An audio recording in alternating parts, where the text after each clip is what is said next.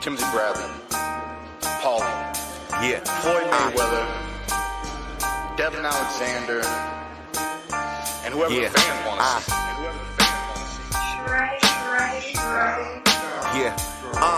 Listen, I told you give them something visual, so you went ahead and made your own YouTube-based TV show. It's an array of IPAs and fighters on the road. Got a question? Put them in your comment section right below. Barbershop talk while you're sitting in your living room. Pacquiao, Mayweather, and we can't forget the brews. Coming to you live with the scoops like a ladle. Allow me to introduce the boxing round table. Rollo Jenkins, boxologist, Zone 6, Dre, BT Pound, 78 Fight News, Blood Boxing, Blood Fists, Boxing Beats and Rhymes, Female Boxing Fan, Carter J, Pull Counter, Joker Boxing, D Styles, the whole YTBC.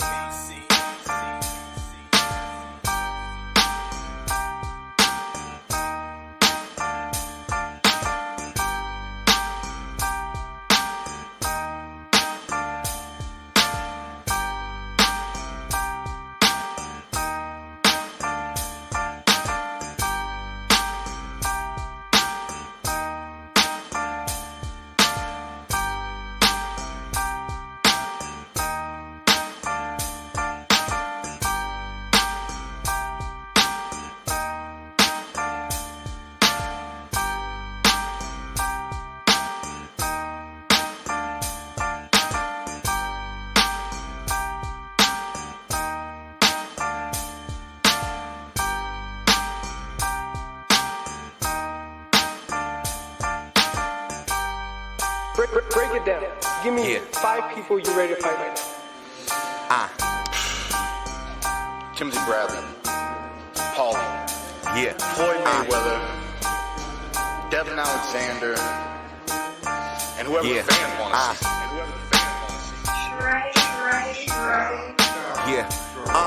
Listen, I told you give them something visual, so you went ahead and made your own YouTube-based TV show. It's an array of IPAs and fighters on the road. Got a question? Put them in your comment section right below. Barbershop talk while you're sitting in your living room. Pacquiao, Mayweather, and we can't forget the brews. Coming to you live with the scoops like a ladle. Allow me to introduce the boxing round table. Rollo Jenkins, boxologist, Zone 6, Dre, BT Pound, 78 Fight News, Blood Boxing, Blood Fists, Boxing Beats and Rhymes, Female Boxing Fan, Carter J, Pull Counter, Joker Boxing, D Styles, the whole YTBC.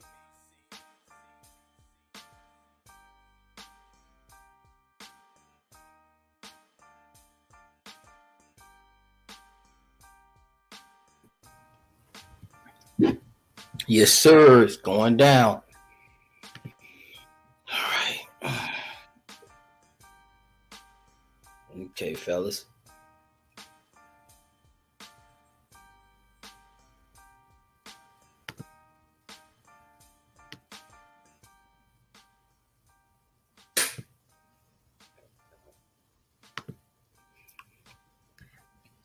All right, man. It's time. Yeah. It's your boy Zone 6 coming at you with another video, live in HD, straight off the temple, no pad or pencil.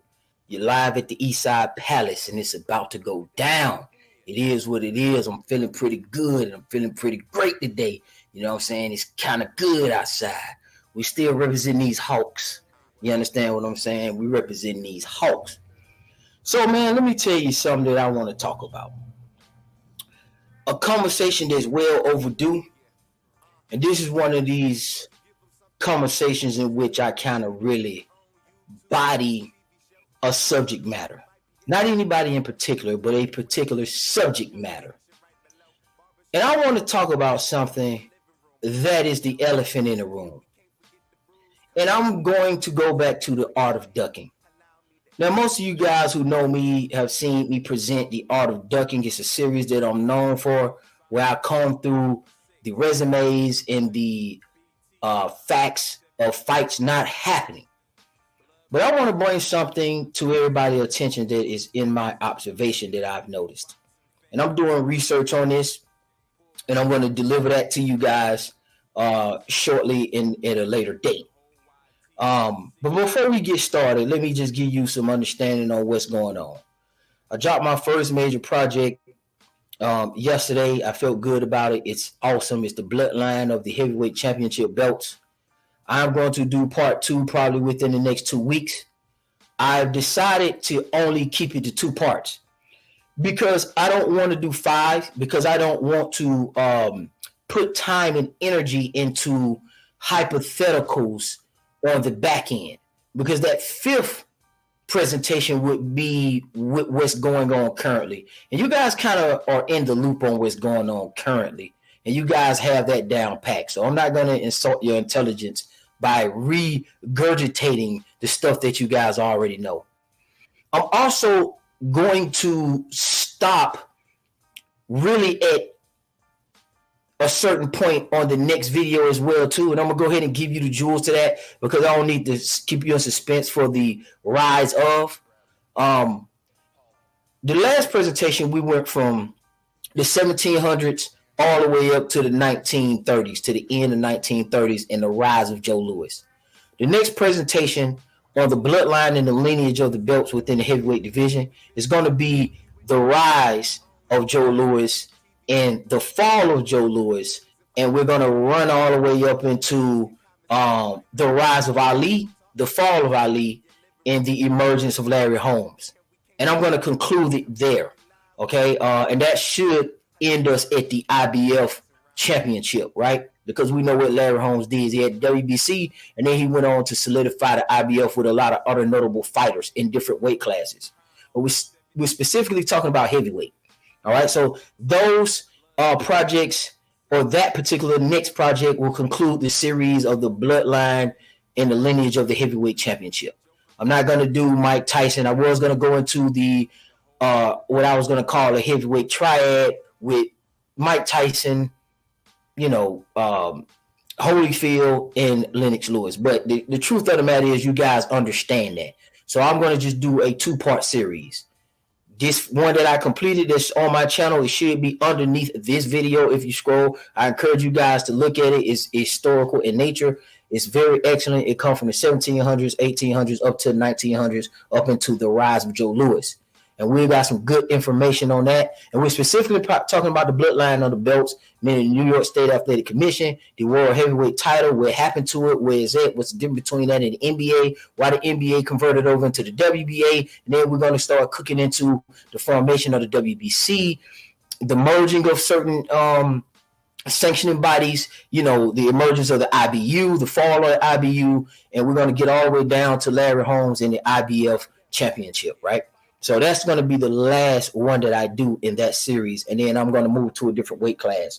And I'm going to probably move into the weight class that is the next one that is built, which is 35. 135, I'm probably going to do a 2-part series on that as well, too. Because you guys are up to date on current stuff. Speaking of 135, I want to talk about something that's overdue. Why is it that there is a hard time historically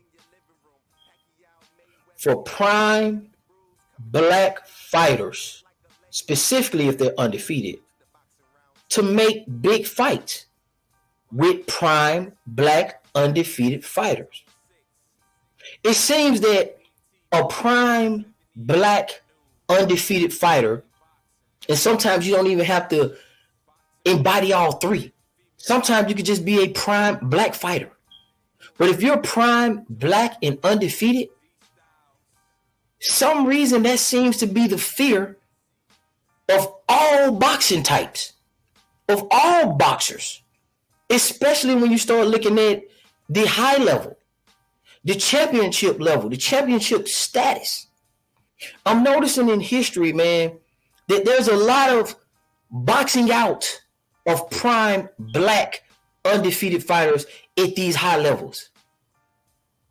And I'm not talking about just amongst white fighters or Latino fighters. I'm talking about even amongst black fighters themselves.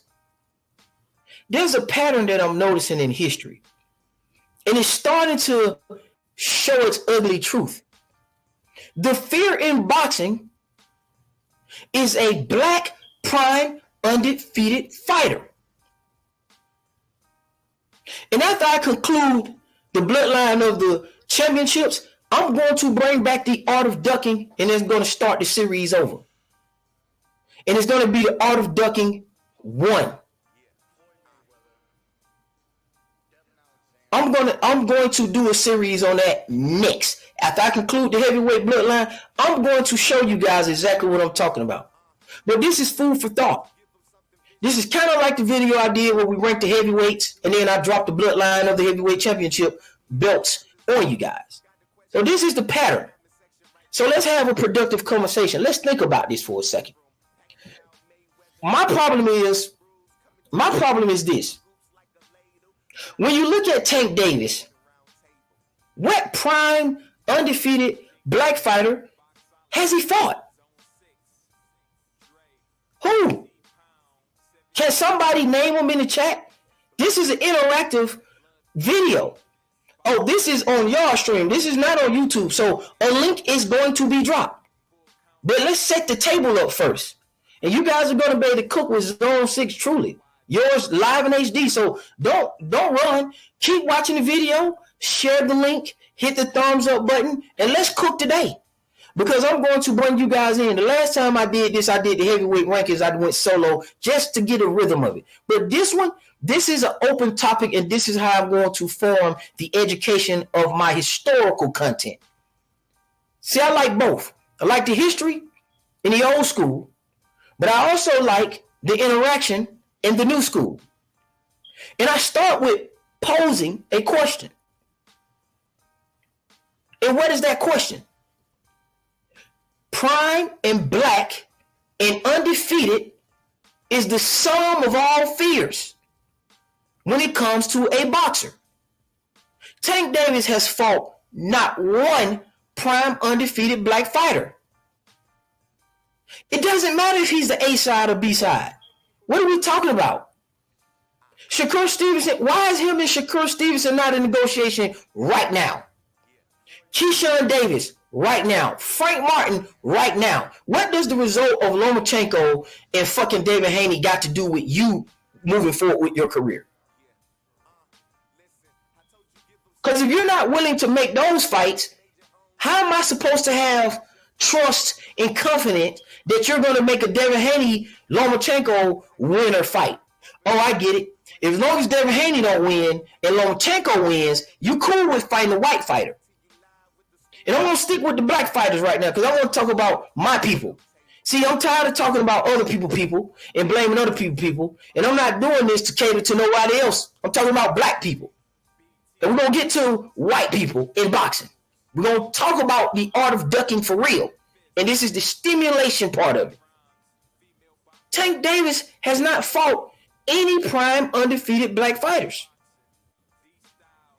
Jermall Charlo fought one guy that was prime and black. J-Rock. We haven't seen him fight nobody prime and black and undefeated since when? You gonna say K9 is? No, come on, man. We still Andrade. Who's Andrade fought that's prime black and undefeated? But both of them got one thing in fucking common, man. They can't keep their mouth off Canelo's Alvarez dick and balls. They can't help them fucking selves. Andrade makes so much fucking effort to go get his mouth around Canelo. He can't help himself. He can't do nothing but suck and swallow this motherfucker with all his energy. Jermall Charlo, same fucking thing. Canelo. And you guys on here talking about what prime black undefeated fighters can't and can get? They won't fucking fight each other. They won't fight each other, man. What the fuck Canelo or Benavidez got to do with a goddamn thing? That's their business. taking so long for Jermall, Charlo, and we already know what happened with Andrade and Lil Charlo. That's bullshit. But as soon as Andrade or Maul fight a white guy, or it's something about Triple G, or it's something about a Hispanic guy, then all of a sudden we want to shift our energy to how fucked up the Hispanic or the white guy is. Man, what the fuck that got to do with anything? What does that have to do with anything? Andrade should have fought both Charlo brothers by now, man.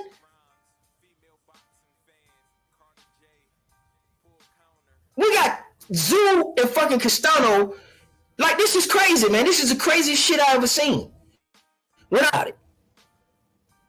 And this shit ain't just the new guys. This shit's been going on for centuries. John L. Sullivan said, I ain't defending against no black guys. He said it. We already done a presentation on it. He said it. He not doing it.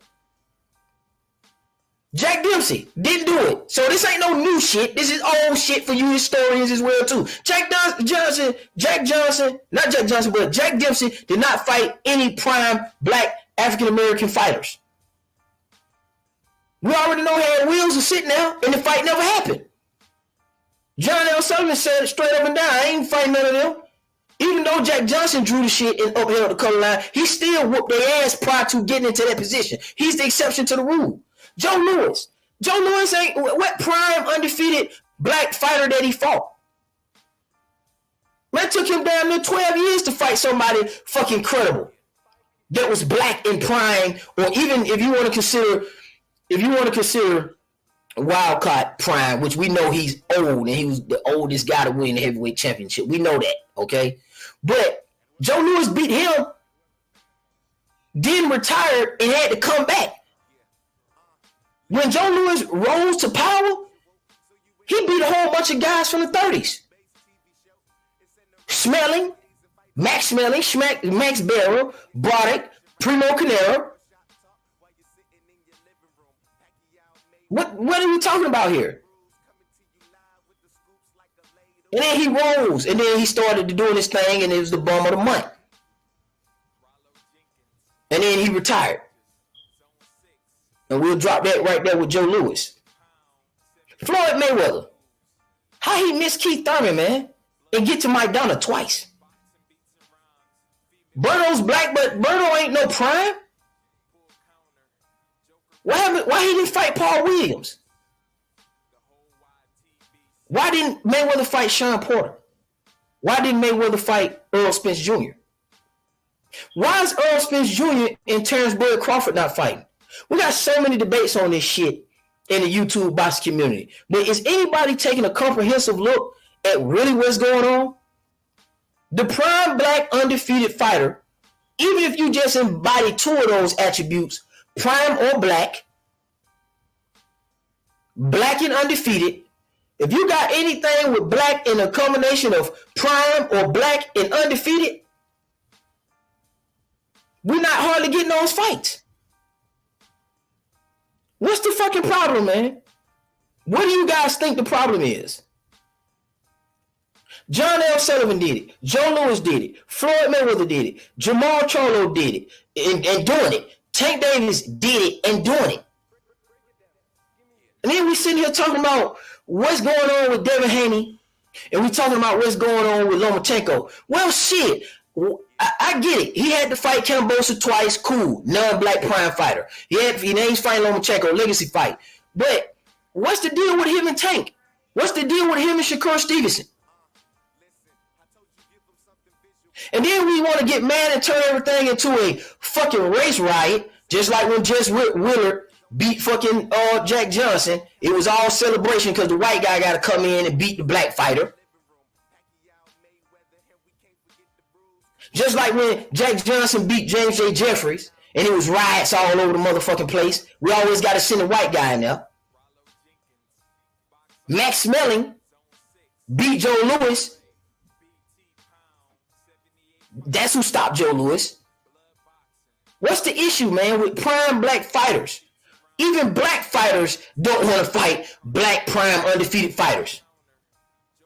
Deontay Wilder, Anthony Joshua, two prime black undefeated fighters. How the fuck we dropped the ball on that? I don't care if you from the UK. I don't care if you from America. We supposed to got that fight, man. And then here comes Tyson Fury, the white man, to stop Wilder. And then we want to talk about racism for 8 years off a fucking fight that could have been somewhere else with 2 prime black fighters. With all the money and attention in the world. That could have been for undisputed. Wilder versus AJ could have been for undisputed. But no, them two niggas so scared of each other that they'll just rather bring in Tyson Fury on the end and let him beat everybody. This shit is crazy. This shit is crazy, man. Let me go ahead and drop this link so I can hear what y'all got to say. Let me see this. I want to hear what y'all got to say, man. And I want to bring everybody. I want all the revolutionaries. I want all the conscious people to come in here and bring your ass. I want you to bring your ass today. It's in there. The link is in there. Can anybody get on here and describe to me what their thoughts are about prime black undefeated fighters being ducked by black, white, and Hispanic fighters in abundance and more so than any other type of boxer that you could describe?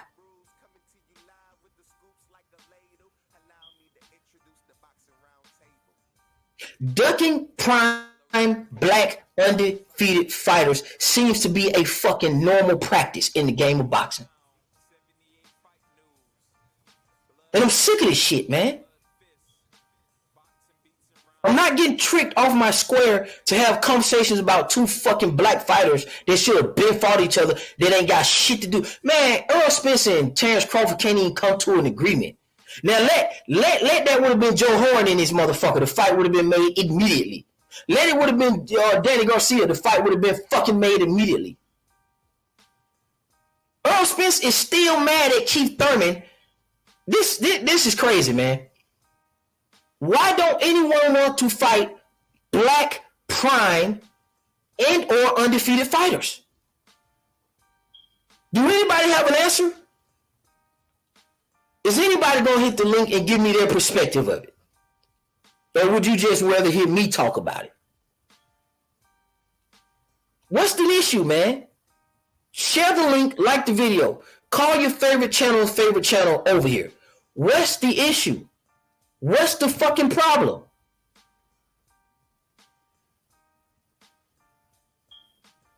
Do anybody in the YouTube universe, I'm talking about the fucking underground boxing community, the YouTube boxing community, the LDBC, I'm talking about whatever clique, squads, and record labels that are out there that exist. I'm just asking a question. It's not to challenge you as a person or your perspective. I'm trying to figure out, why do we have this problem with prime black and or undefeated fighters getting major shots, or it's so difficult to make these fights at the top and the pinnacle of the title runs and for titles and for all the marbles? That's why Black Murderers Row in the heavyweight division and in the middleweight division is so illustrious. That's why you keep hearing about Black Murderers Row. And we need to bring that back. And that's something that I'm going to comb through as well, too. I mean, I got a lot on the agenda. So let's go ahead and let's bring Jay Cotto, my man, in so he can give me his thought process and cook on this shit again. Again, ducking prime black or and undefeated fighters seems to be a norm. Why is it happening across the world and in history? Introducing Jay Cotto. My man, Jay Cotto. You got the floor, Jay Cotto. You ain't on mute. How you doing, brother? How you doing, big dog? Go ahead and cook and talk your shit.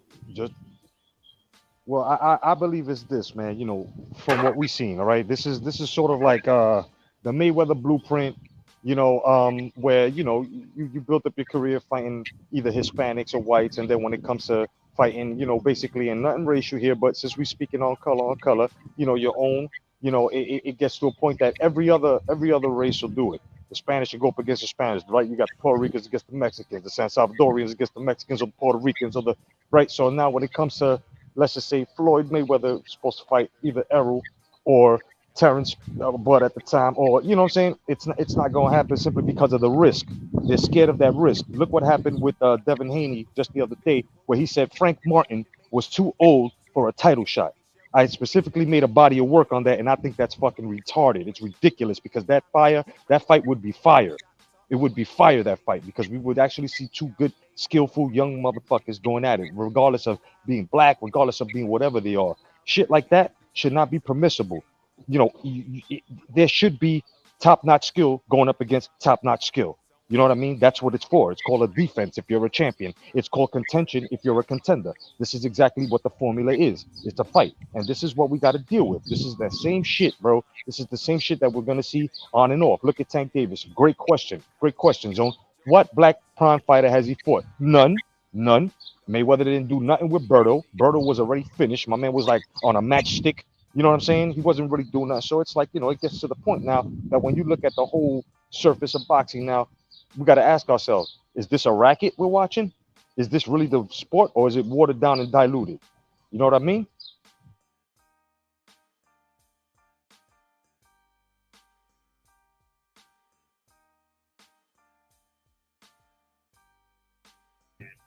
Keep cooking, Jay Cotto, real quick.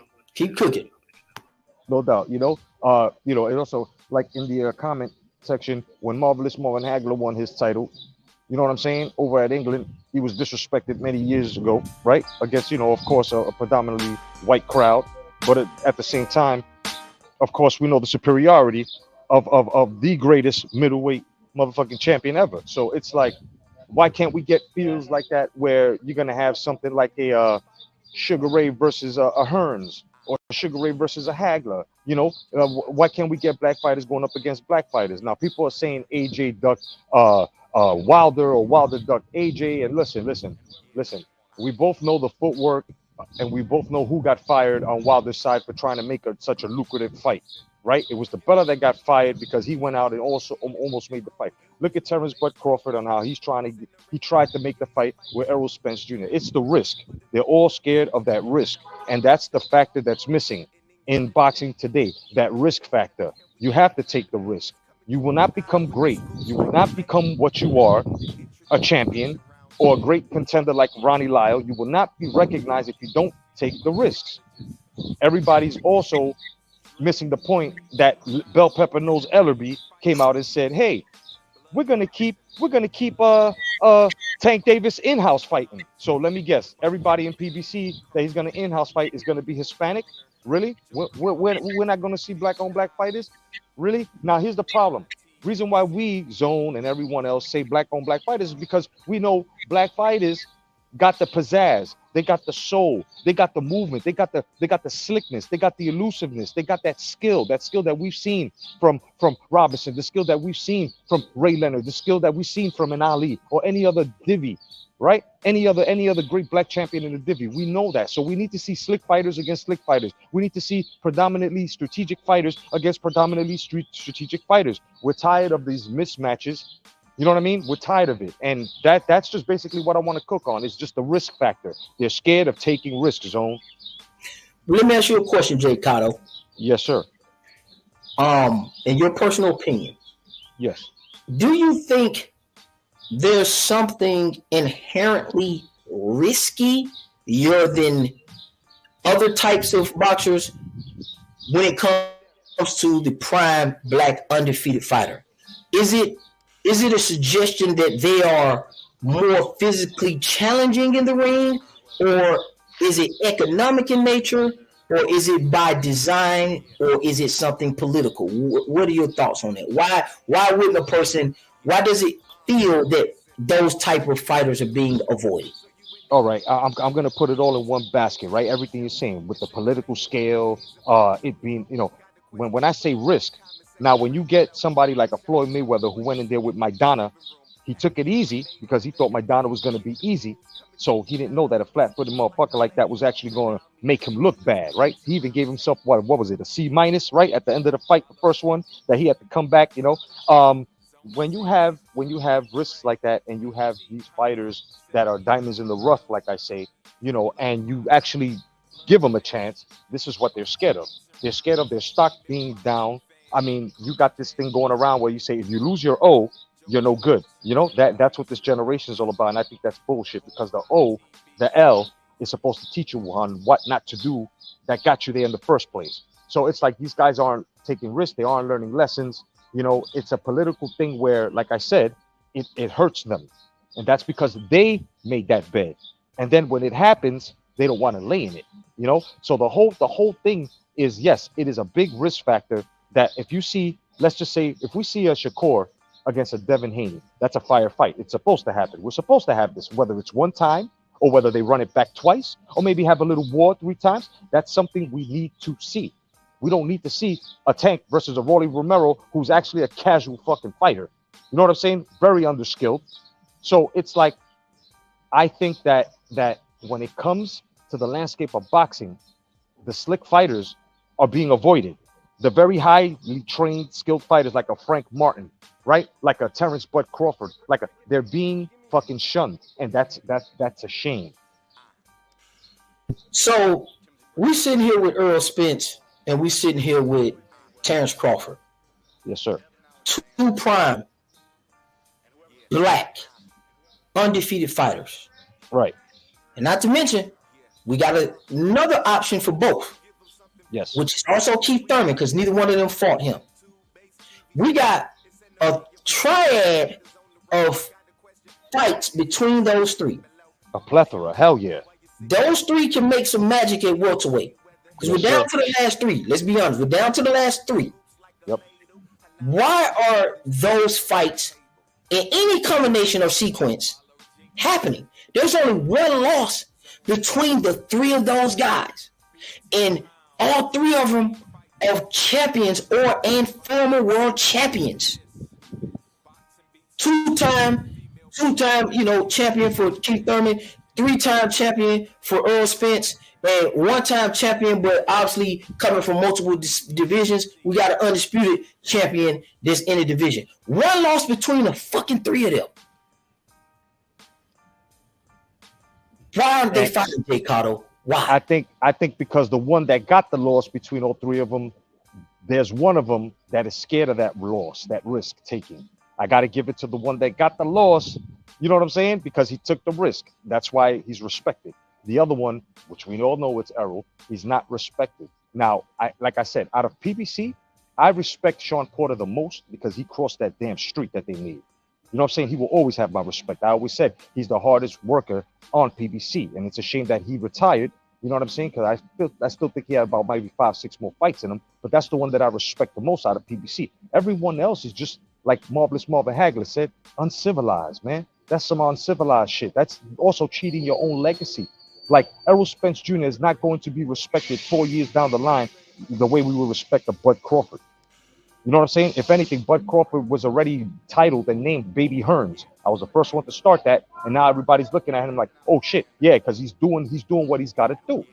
I hope that, you know, if 147 shuns him, he goes to 154 and he gets that Charlo. I really hope he does. But we all know, as to what we speak today, he's going to be ducked because they're scared, bro. They're scared of the risk. It's not scared of the fighter. They're scared of the risk because they know what the skill level, the skill set that other fighter is going to bring them, and it's going to give them a hard time at the office. And that's what these motherfuckers are scared of, work. They're scared of that work. It's a whole different beast when you got a fighter who's really hungry, a champion who's really hungry for defenses. You know what I mean? And then when you go and you try to send them a contract, they are some shit much later. Well, when is later, Errol Spence Jr.? When is later, Charlo? When is later? When is later? That's my question. When is later? Another one. Cook on this one. AJ versus Wilder. Well, 2 undefeated prime heavyweight champions. 3 belts, 1 belt. Make it happen. We got undisputed. What happened, Jay Cotto? Talk to me. What's your thoughts? Well, from the perspective, and this is facts over feelings.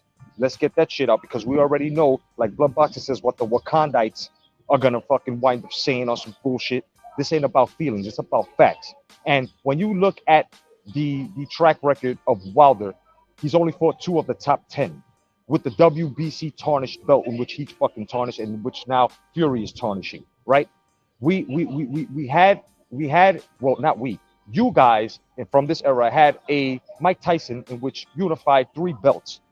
You guys mean to tell me that Wilder was much more prestigious having a WBC title belt and only fighting 2 fucking of his top 10 than AJ, who fought 10, the top 10, all 10, had 3 straps, partially unified, and actually Wilder's team fired their own fucking manager, DeBella, because he tried to cross that fucking street and actually tried to make it happen with a lucrative deal. And when Heyman and it found out, and Fink found out, they actually fired the man.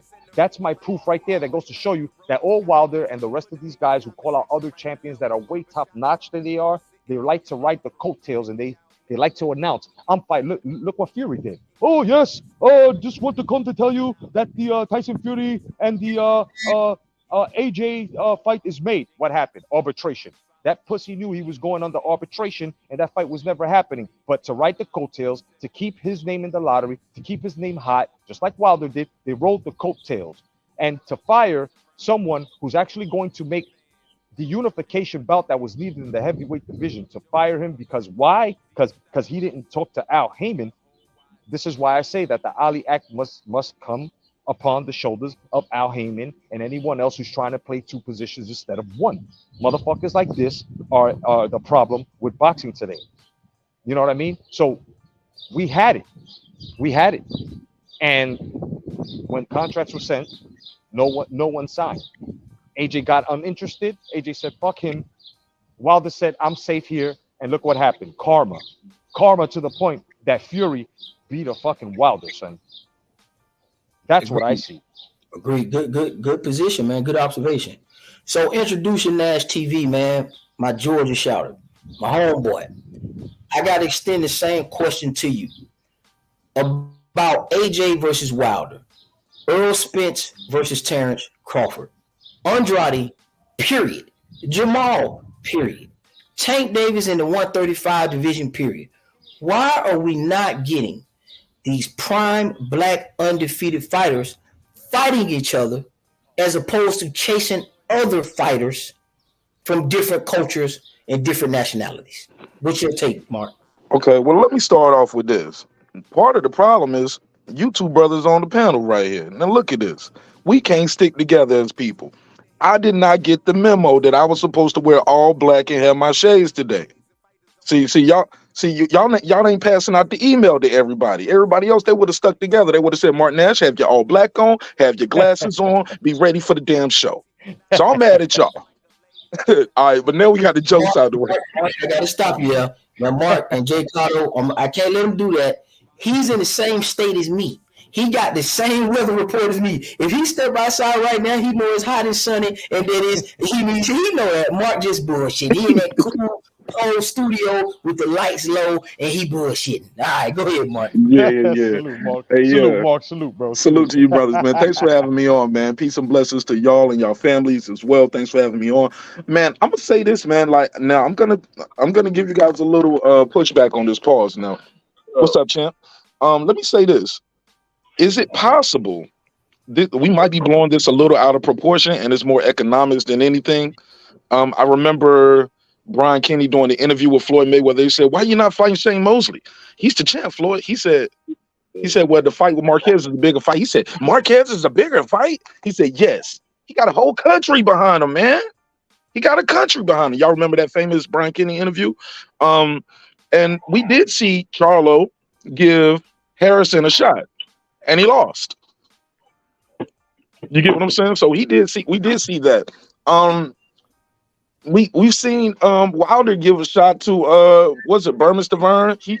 Wasn't Burmester or Burmester Vern gave Wilder the shot? Yep. Okay, so we've seen some of these. I remember Mayweather fought Corrales, but maybe it's just economics more than anything. And I'll keep it short and pass the mic on that one. No, you good. But Corrales is not black. Corrales is Latino. Is Hispanic. Ain't Corrales black? Then I thought he was biracial. I remember his dad being black. Oh, I think that was his stepdad though, wasn't it? Diego Corrales. Yeah, I think his stepdad. I remember the black dude being in his corner stopping and fighting. He was mad, but I think that might have been his stepdad. Okay. Yeah, that was black dude. So Big Hill, same question, man. It appears that we can't get young, prime, black, and or undefeated fighters to face each other in abundance. Now we did say that it could be economic in nature, and Mark brought up a good point. Could it be fear? That's what Jay Cotto brought up. What is your thoughts on that, man? Earl Spence and Terrence Crawford tanking the whole 135 division. AJ and Wilder. Charlo. I'm gonna start with AJ and Wilder first. I've been saying this for years, man. AJ can't beat Wilder. He know he can't beat Wilder. He's scared. He's scared. Let's just put it like that. He know that if he get hit, which he will get hit because he don't move his head, he will get hit. He know he's gonna get knocked out. Eddie Hearn knows he's gonna get knocked out. So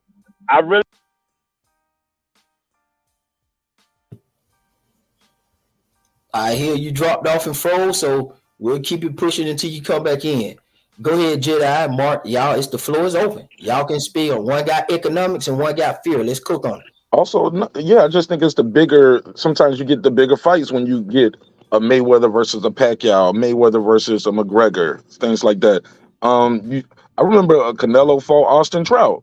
Austin Trout was coming off a big win. I think he had just beat Cotto. He gave Austin Trout a shot.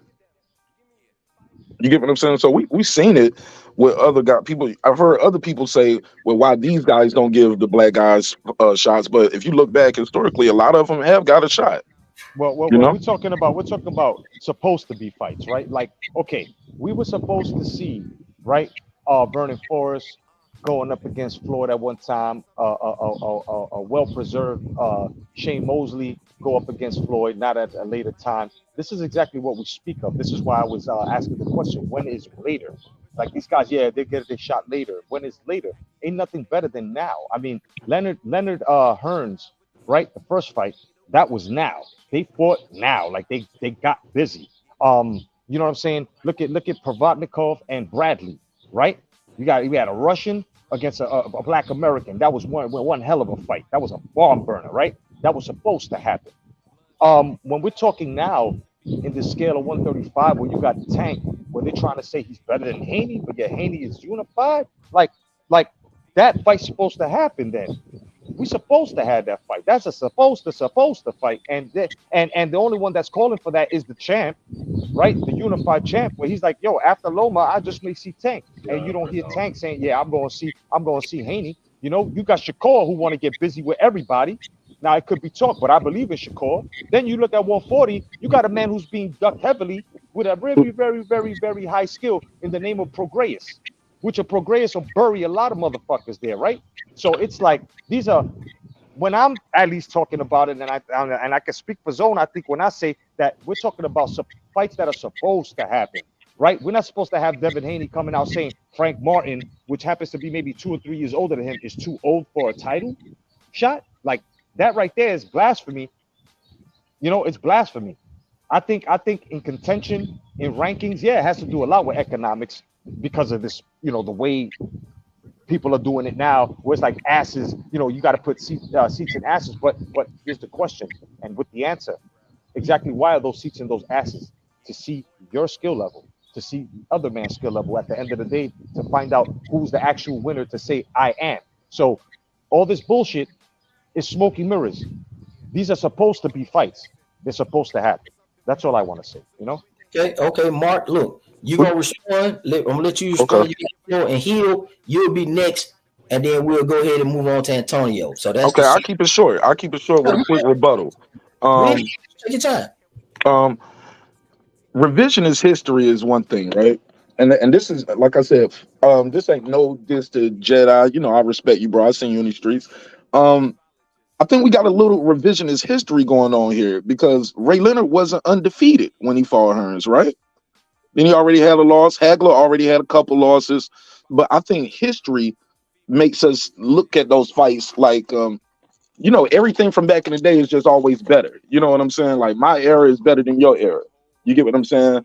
And I think sometimes we go back and we're so enamored by these gentlemen and what they did with their historic careers. Sometimes we might forget, like, no, these guys wasn't all undefeated fighting each other.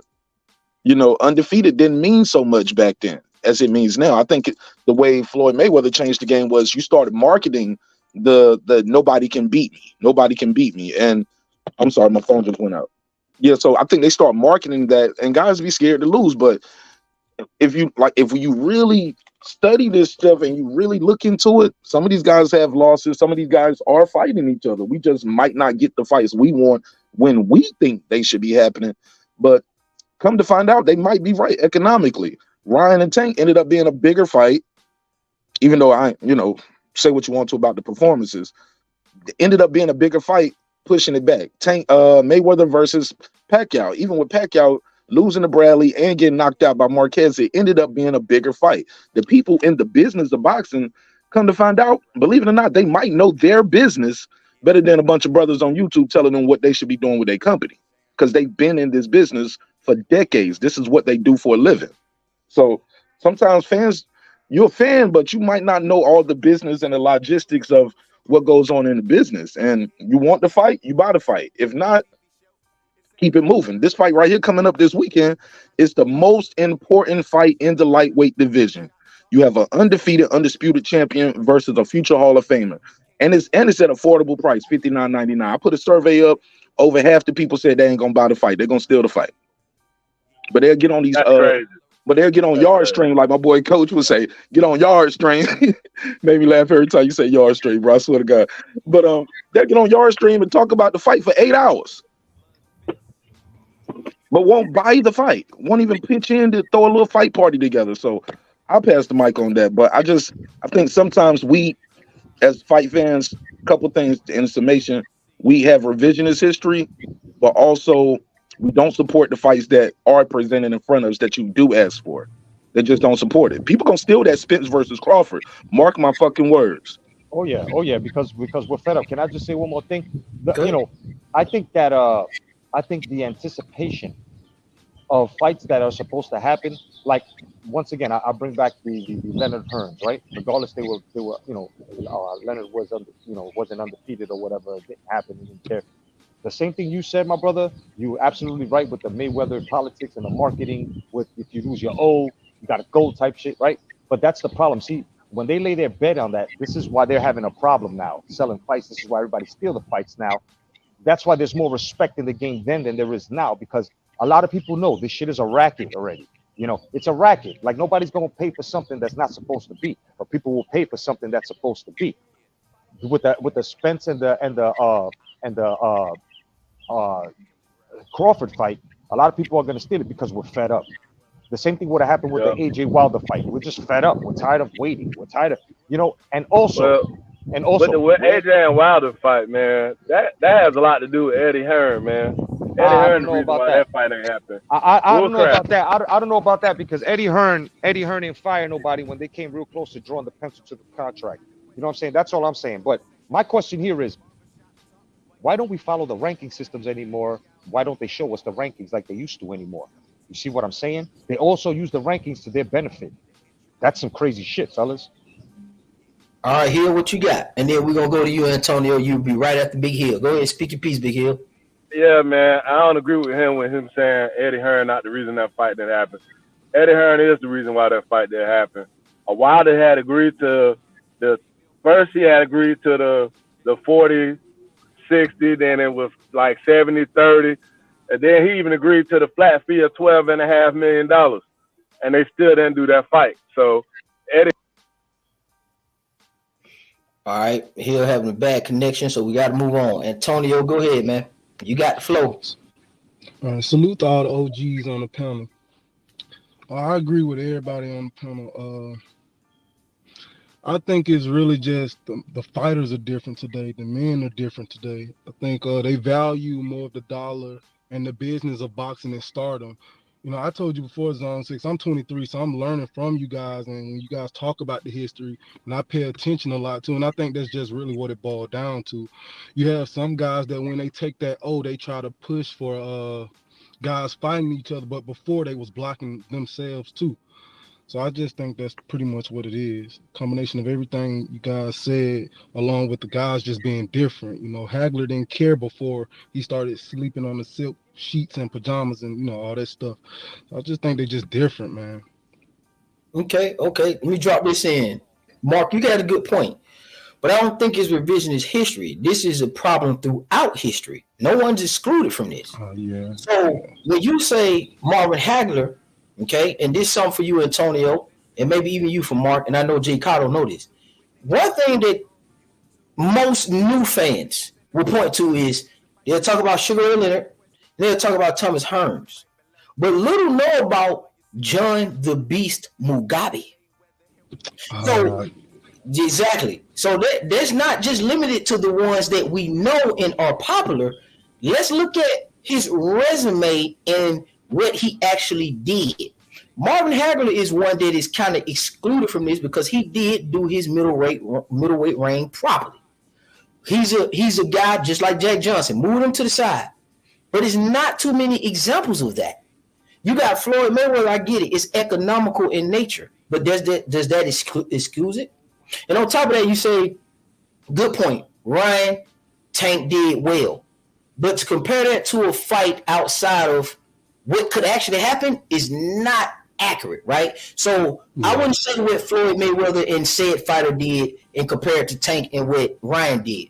What I want to compare it to is Tank versus Haney, Tank versus Frank Martin, Tank versus Shakur Stevenson, Tank versus Devin Haney. Then we can revisit what you're saying, Mark, and say, well, okay, I see that a little bit from the economic side, but it got to be that way though, right? Zone. Oh, I'm sorry. Go ahead. No, go ahead. That was it. That was but Zone 6, the enforcer, my brother, this happened back then too. In those eras, like you said, we didn't get Aaron Pryor versus none of those. They froze him out too. Yeah. So every era has one of these guys. Has a guy that has some of these guys. You like, damn, he can't fight Ray. He can't fight Hearns. Wait, hold on. I know the reason why he couldn't fight Ray. Reason why Aaron Pryor didn't fight Ray was because Aaron Pryor's manager went off and tried to make even more lucrative deal, and they said fuck that. And then when Aaron Pryor found out, he was very upset at his manager. That's exactly what happened with that fight. Do the research, is there, my brother. There was an interview out there. I don't know if Ray was trolling or not, but he said, "Man, I wasn't gonna fight that guy. That motherfucker was crazy." See this thing, it happens quite often. When you look at the totality of boxing, and we know that in history they drew the color line, they upheld the color line. Motherfuckers beat up white folks and just targeted white people. We had wars in between. There wasn't that much talent at the time. You had the rise of the NBA and the NFL to bring some of the black fighters that would be into different sports. We understand that. But we're saying that tradition is still continuing now, and it is egregious at this point. When you name Tank Davis, everyone I can name, I probably can name 6 to 5. I'd say 5 to be fair. 5 black fighters that they did not or will not fight or have not fought. We're just looking at Tank right now. Name all the black fighters. I'll say this, then, Nash, do me a favor. Name them.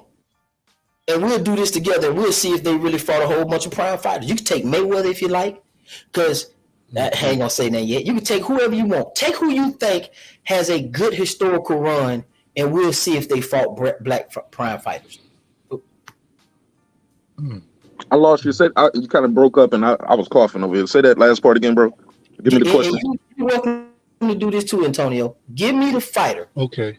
Give me 3 of them, or whoever you want to use. Give me 3 fighters that are black that fought black prime fighters within their resume. Shane Mosley, Winky Wright, and you can say either Bernard Hopkins and Bernard Hopkins. Okay, Winky Wright. He fought Shane Mosley twice And who else? He fought Shane Mosley twice. I think he fought. Didn't he fight B-Hop? I know B-Hop fought a lot of those young black guys. B-Hop gave all them young black dudes a chance. That's two for Winky Wright. I know it's more than Shane Mosley, and I know it's more than Shane Mosley. We could throw in a Vernon. I would have to cheat and look at my box rate off the top of my head, but you put me on the spot. But I definitely, Vernon Forrest was fighting dudes. You know what I'm saying? I'm just saying they was mixing it up, but definitely Bernard Hopkins, definitely Shane Mosley. Listen to what I'm saying. Think about it though. I'm not trying to quiz you or anything like that. That's all good. Yeah, I want you to really think about what you're saying. When you really look at it, that may not be accurate.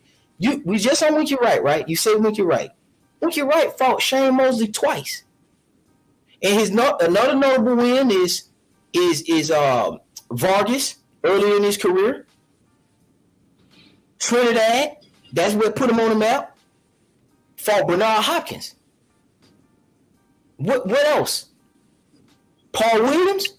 How many do you need? I'm just saying how many. It's more than Tank Davis. I got you, but we're looking at it as their peers, not. So, for instance, reasonably, Winky Wright could have fought Vernon Forrest.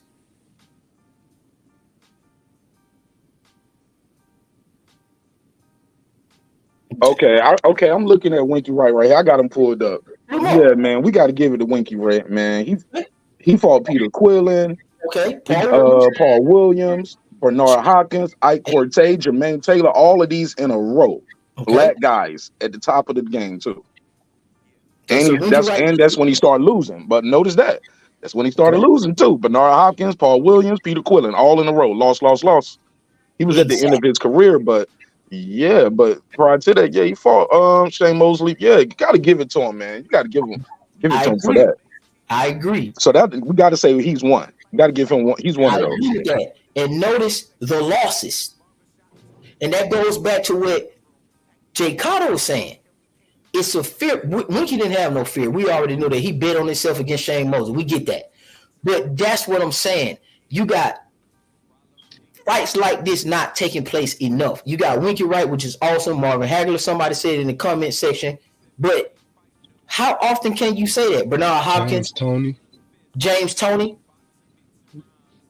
But look at currently. Yeah. You can't say that for AJ though. You can't say that for Wilder. You can't say that for Charlo. Wilder fought Dominique Brazil. He fought Burma Stavern. Mm-hmm. Yeah, but though say what you want to say. I mean, the heavyweight division is small, and those guys won't know number 40s. They were top 5, top 10 heavyweights in the world. Yeah. In the world. So we might not like their skill set. We just got to be, if that's the case, we got to be mad at how the landscape of amateur boxing system is in America, and how we don't have a functional, very successful amateur program anymore. People don't get no. I remember it was a time you can get a damn scholarship for boxing back in the day. Agreed. But all those fights that you named, they're great, and they was a build up to the ultimate fight. And what would you say that ultimate fight was? At that time, it was Fury. Or was it AJ? Or one time it was AJ, but these are championship fights. You get what I'm saying? And absolutely. I think we can always wonder and what could happen. You get what I'm saying? But he fought those guys. Listen to what I'm saying. I'm with you. He fought up and got credible wins. Or in some people's case, they feel like Wilder had a trash resume. But I'm in between. I think it's solid. But when it came to putting a cherry on top of everything that he did or didn't do, in most people's opinion, we didn't get the prime undefeated fight for undisputed between he and AJ is what I'm saying. I got you now, Zone 6. I might have you now because no. Because what you're talking about right now, my brother, and with all due respect, you're talking about a fight that you wanted that you didn't get. But that's a different argument from, did this black guy ever fight another black guy and give him a chance, or give him undefeated, or let's just say the guy had one loss or two. Charles Martin, I forgot AJ fought Charles Martin. See, no, Charles listen, Martin gave AJ a chance. I'm not saying. Let me say this. I'm not Yeah. saying there's a zero tolerance policy and that you can't ever find it nowhere. We're talking about at the top echelon level when it's time for Earl Spence. Earl Spence have fought black people before. Crawford has fought black people before. What I'm saying is now we're at the pinnacle, and we're down to the last three. Let's argue in Keith Thurman. Why is it so hard for Keith Thurman or in Spence or in Crawford to make something happen? Is what I'm saying. Now that's a different question, because once you get tighter to the top of the pinnacle, now it's about leverage. It goes back to the economics. Who's the A side? Where we gonna fight at? Who gonna be the referee? What's the ring side? I'm gonna make you weigh this much. You gonna fight outside your division, or I'm gonna catch weight you here. You know, so it started coming. It's more about leverage. It's more about A side. It's more about control of the division. So that's a different question, though. So, but I'm glad you asked it. Yo, before I go, because I got to go back on my lunch break, I just want to say, Zone 6, thank you for having me. Mark, everybody else, man, hashtag come back to boxing. And yo, everybody, man, let's try to petition to bring back fucking same weigh-ins at the fight night, bro. Fuck that. To make everything fair. I'm tired of these catchphrases. I'm tired of all this unfair shit. You know what I'm saying? And this is why boxing, right? We go to the past a lot, because that's what it's supposed to be. Boxing was supposed to really evolve, and it evolved. This is exactly why, you know, brothers like Zone 6, myself, Blood Boxing, other, we don't understand this, right? It's like we're watching boxers now with a bunch of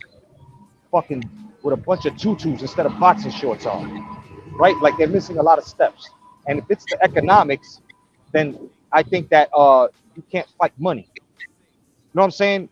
You can't bring money with you. You can bring your legacy now, but you can't live off of that money. Like that money ain't gonna bring you that respect. I'm talking to the fighters. So I think that this is a very healthy conversation. Zone, keep with the fire, my brother. God bless you all, man. Thank you very much, man. Hey, J. Cotto, where can they find you at? Oh, he gone. All right, go ahead. Keep cooking, though. Antonio, you can jump in when you want to. Go ahead, Mark, and finish cleaning up your point. Oh, no, I think I made the point. I think I made my point. So it's just an observation that I'm looking at, man. And it's not to pick on all fighters or to say it's never happened and it's absolute. And I'm not saying that my statement is absolute. It's a premise that I'm laying down in a question. And it can be argued that there appears to be a issue when it comes to fighting a prime black and or undefeated at the pinnacle at the right time. And that's what I'm noticing. Like I say, when you start naming Jermall or you name Jermall, we know we're supposed to be got the Andrade fight. Now, we wouldn't ask the two brothers to fight each other. That's respectable. But we're supposed to have gotten Andrade versus both of those guys by now, in my opinion. Yep. That's just real talk. I think that we should be seeing the Tank and Shakur and Tank and Devin Haney over the next 2 years. We should be seeing those. I mean, obviously they got to win and kind of have a successful route. We should be seeing that. Spence and Crawford, we should have been saw that by now, maybe even twice, if that. We never saw Floyd Mayweather versus Paul Williams or Timothy Bradley or Keith Thurman or Earl Spence. Not to throw it all on, Mayweather, but we didn't need to see Robert Guerrero. We didn't need to see him snipe Broner for Mike Donna. We didn't need to see that.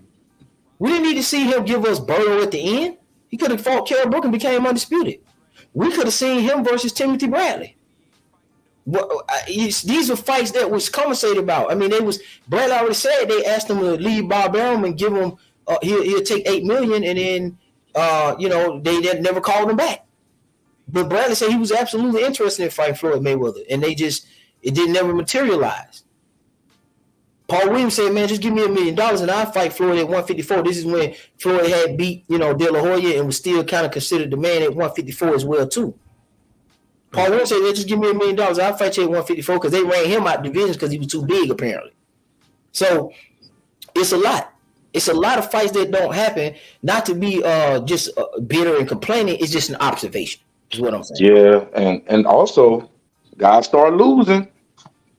Yeah. They start losing. And when they start losing, you got to keep winning. You just got to keep winning, too. Eventually, the fight can happen. or you got to keep building your name, but you can't like you said earlier, you can't spend your whole career waiting for Canelo one fight, like the chasing the big whale, the one whale. You know what I'm saying? You got to keep hunting. I agree.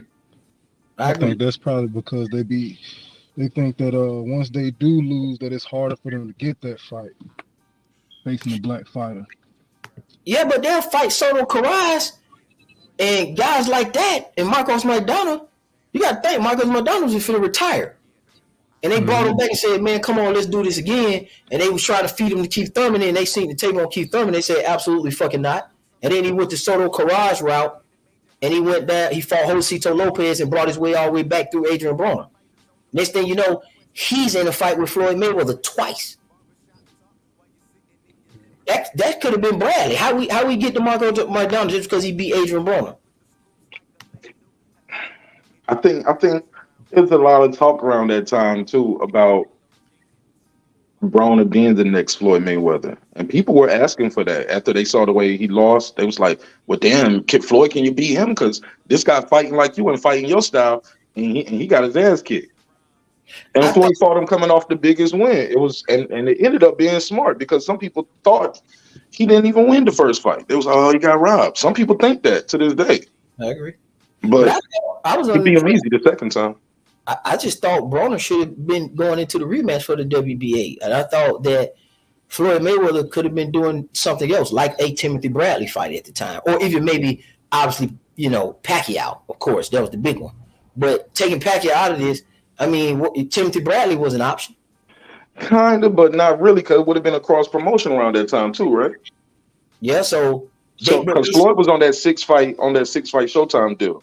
Right, but they offered Timothy Bradley, per Timothy Bradley, he got a call to say leave Bob Arum.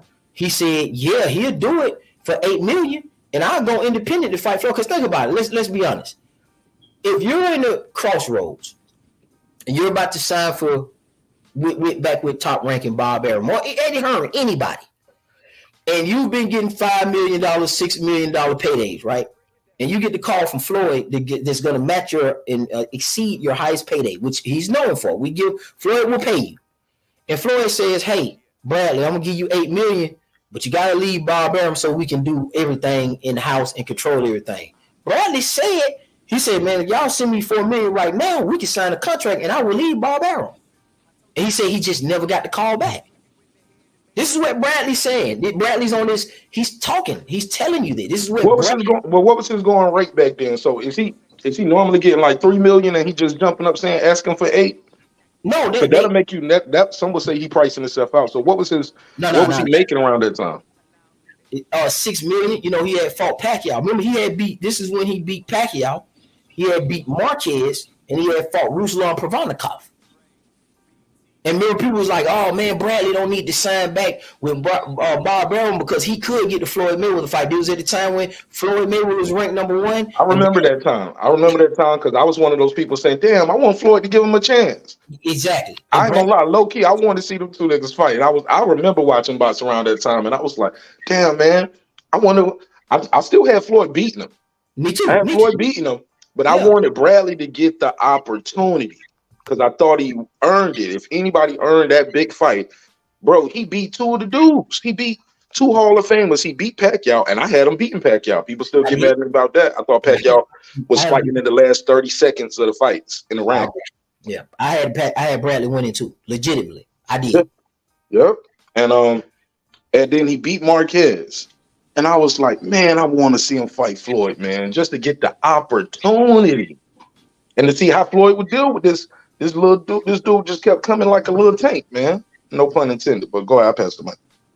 All right, that's good. That makes sense. And I think the order, I think actually it was Pacquiao, then he went into the Ruslan Provodnikov, and then went into the Marquez fight. And after beating Marquez is when the drums was being beat for Bradley and Mayweather, and Bradley was rated number 2, Mayweather was rated number 1. And then somehow we get some other players in the mix. Your Robert Guerreros, your Victor Ortiz, and then your Canelo Alvarez, who are all Hispanic fighters. Zone 6, can I say something real quick? Yeah, you got the floor. Do you think? Well, I think one thing that we left out when Jedi was on the panel as well is that some of these trainers are getting in as promoters. Well, they think they're promoters as well. Because recently I heard Derek James say that he don't think the Keyshawn and Frank Martin fight makes any sense. You know, and do you think that's a major problem as well? And has it always been a major problem? That's a good question, and I think that plays. Yep, I think it's part of it. I think what Cotto said was fear. I think Nash said economics and business, and I think what you're saying is improper or timid advising. Because the trainer, you know, he can say what he wants to say, but he sees some shit in you that may be able to be exploited if he looks at another fighter. Because what trainer in their right mind tell you don't take a fight with a fighter that he feels you can beat? That's free money. If me and you together, Tonio, and I feel like you can beat the guy and I'm your trainer, why can't we go get that scalp in that money, in that glory off that fight if I'm truly believing that you can beat him? I only say that to make it an excuse for you, but a legitimate one. Hey, now I don't think that person is all he's cracked up to be, so me and Antonio are going to do something else. Yeah. Okay.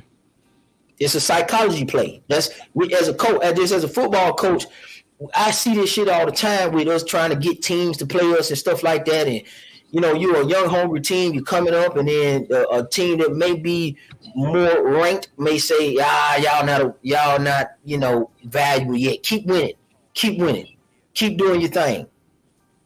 It's just the nature of the beast. Most people, especially men, when it comes to opposition, people ain't as tough as you think they is. They usually take the road less traveled. If I told you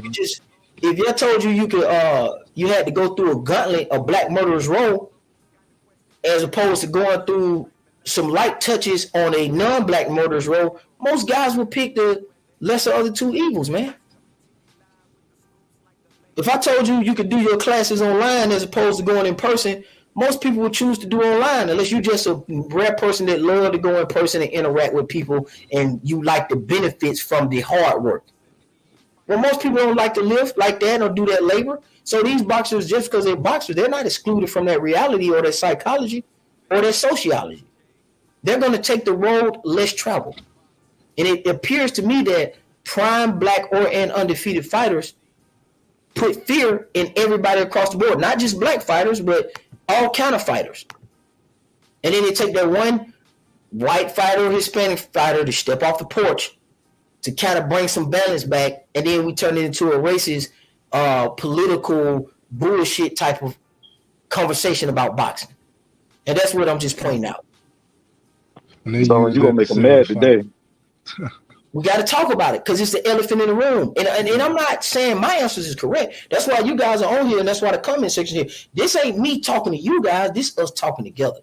This is exchange. We got a table I'm adding what my opinion is about what I have observed. Maybe you guys see it from a different angle. And I'm asking you so we can kind of come to a collective understanding. So I'm just curious. I'm going to just put you on the spot, Big Zone. You ready? Are you saying the black fighter is superior? I'm saying that it appears to be that based on the behaviors of different cultures and nationality, and including black fighters themselves. I don't know because they won't fight each other for me to collect enough data. That's where I'm stuck at. So I'm asking myself, is that right or wrong? Is that kind of a farce or fallacy, or is it rooted in some type of pattern in truth? Because I could be wrong. Could be wrong. But let's think about it.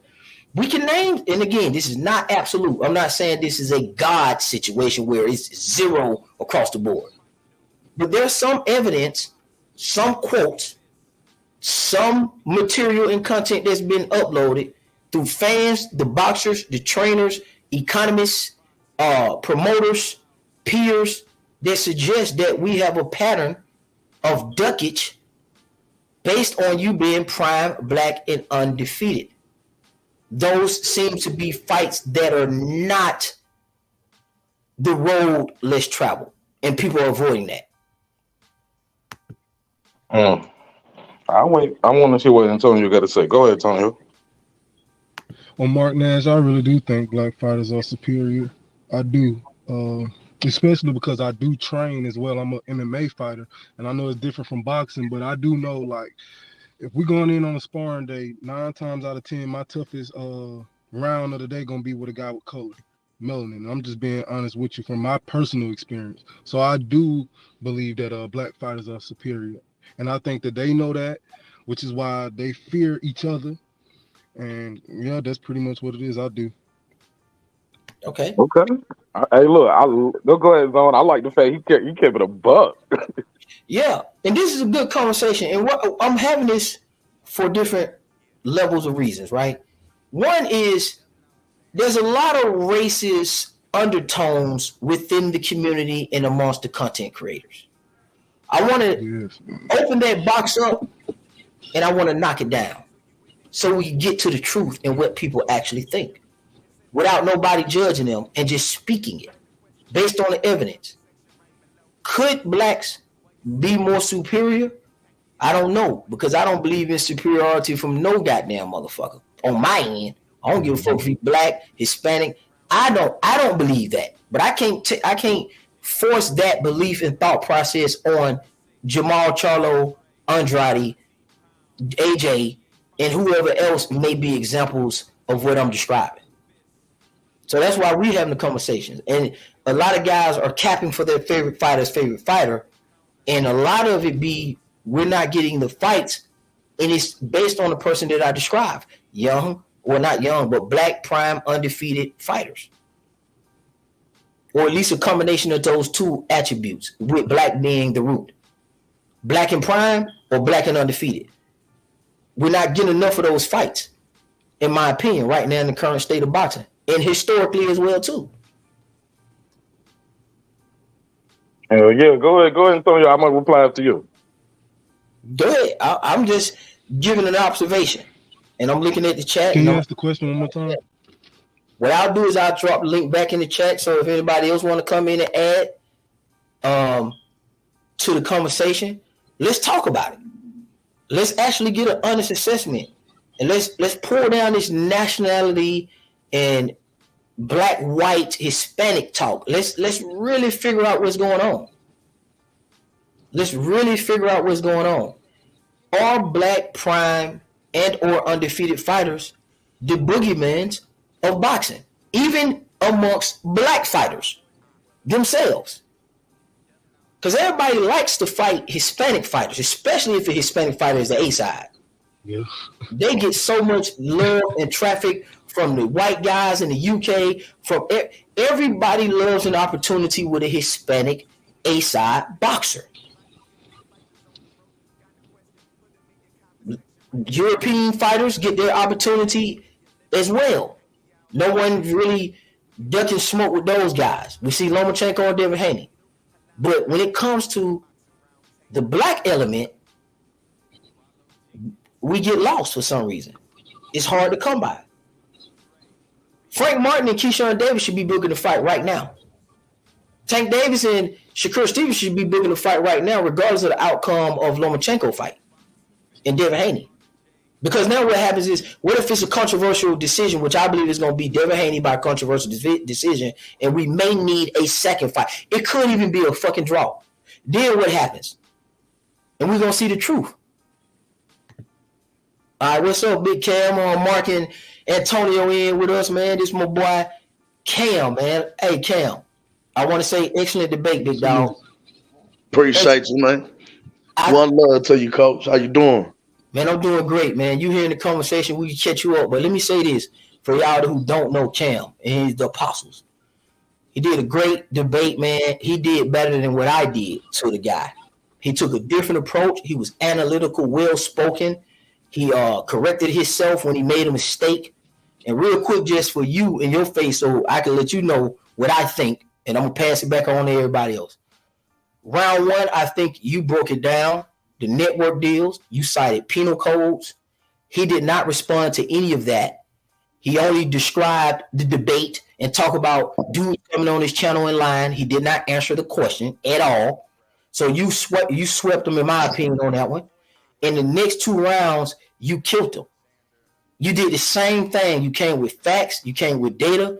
And if anybody going to suggest that Errol Spence winning 3 titles makes him a better boxer and just going to disregard the accolades of Terrence Crawford, I knew it was shaky then, because they definitely should have at least given you that round just off GP, because everybody knows in that. Would anybody disagree on this panel or in my chat that Errol Spence is less accomplished than Terrence Crawford? Who would argue that Errol Spence is more accomplished than Terrence Crawford? How could you? So that let me know that he fought in one division. It's common sense, right? So as long as Cam presents his argument and he's alive, he's not dead on the chat, that's a walking victory. But let's not mention he swore up and down Errol only fought in at 147, and I pointed out to him that Errol has fought at super welterweight for more than half of his career. Hell, he fought Chris Van Heerden at 160. You're right.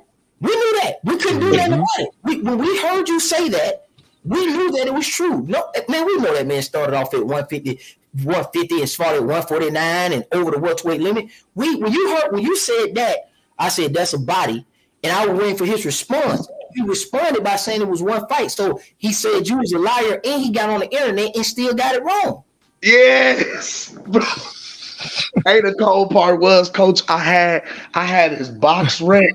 I had Errol's box rec pulled up already, ready to go through it. I'm going through names. Like if you click on the actual bout on box rec, it takes you to the bout itself. It shows you how the weight that each person weighed in at and the division that they were fighting in. And more than 8 to 10 of Errol's fights was at super welter. Absolutely. We knew that. We knew you won. We was in the background saying, yeah, get him, you spotted him, but they just bullshit. D-Free is homeboy. Ain't nothing you can do about that. But a question coming back from the chat is, how did y'all select the judges? Now, Nash was asking that in the background. That's a good question. I'm going to throw this in here, and I'm going to let Cam take it away. I also tried to become a judge to help him out, and I'll let Cam take it away from there. Go ahead, Cam. Do your thing. So now, according to Buddy, he emailed me and told me I could select the questions, and he told me I could bring one judge, because I actually had 3 judges that I had actually 4 different judges that I asked. I asked my brother Gooch, I asked Coach K, I asked WCS, and I asked BMAC.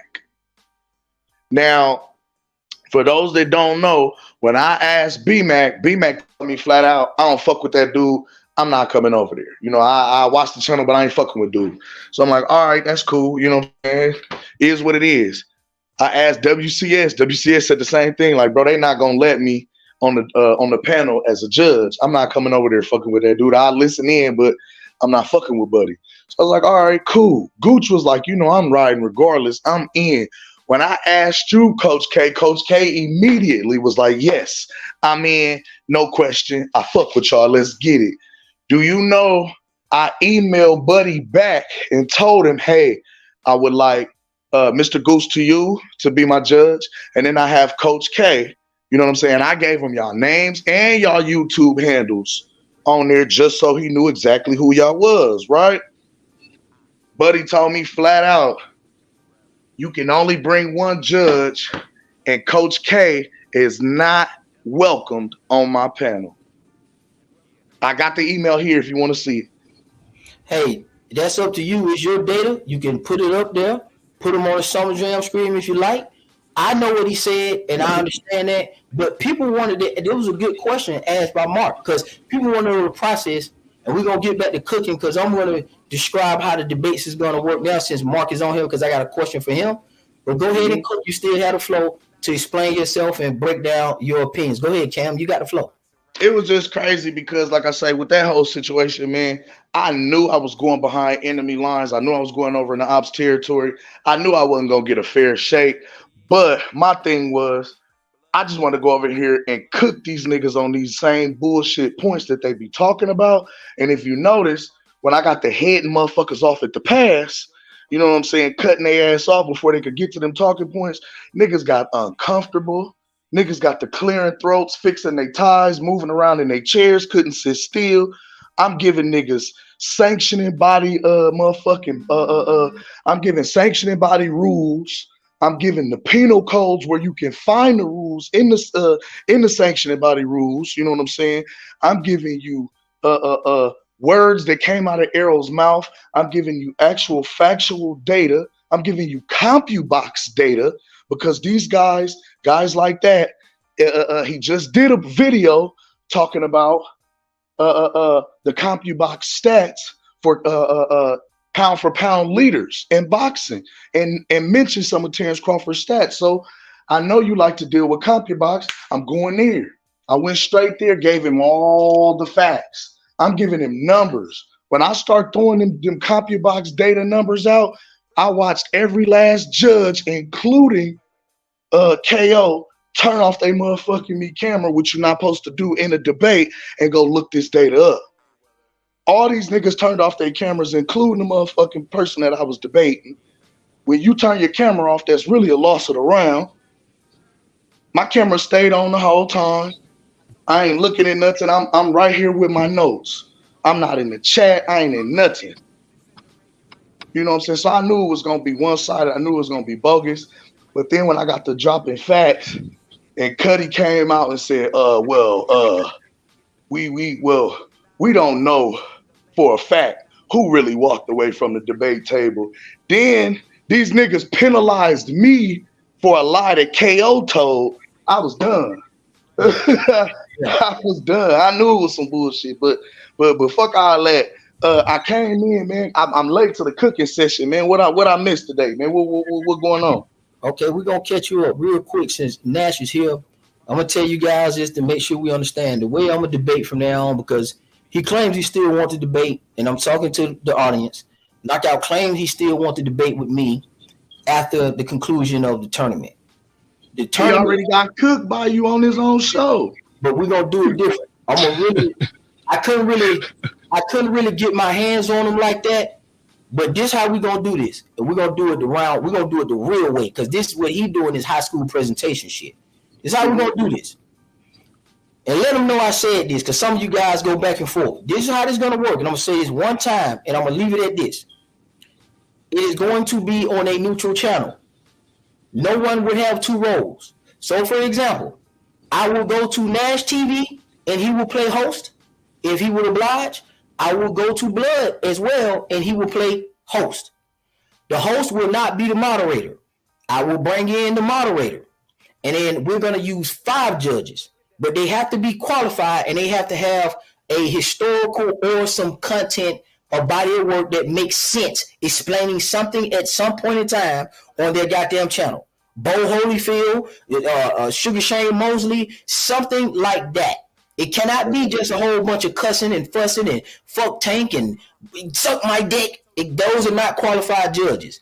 He can bring 2 and I'm bringing 3. We're going to get 5 so we can make some separation.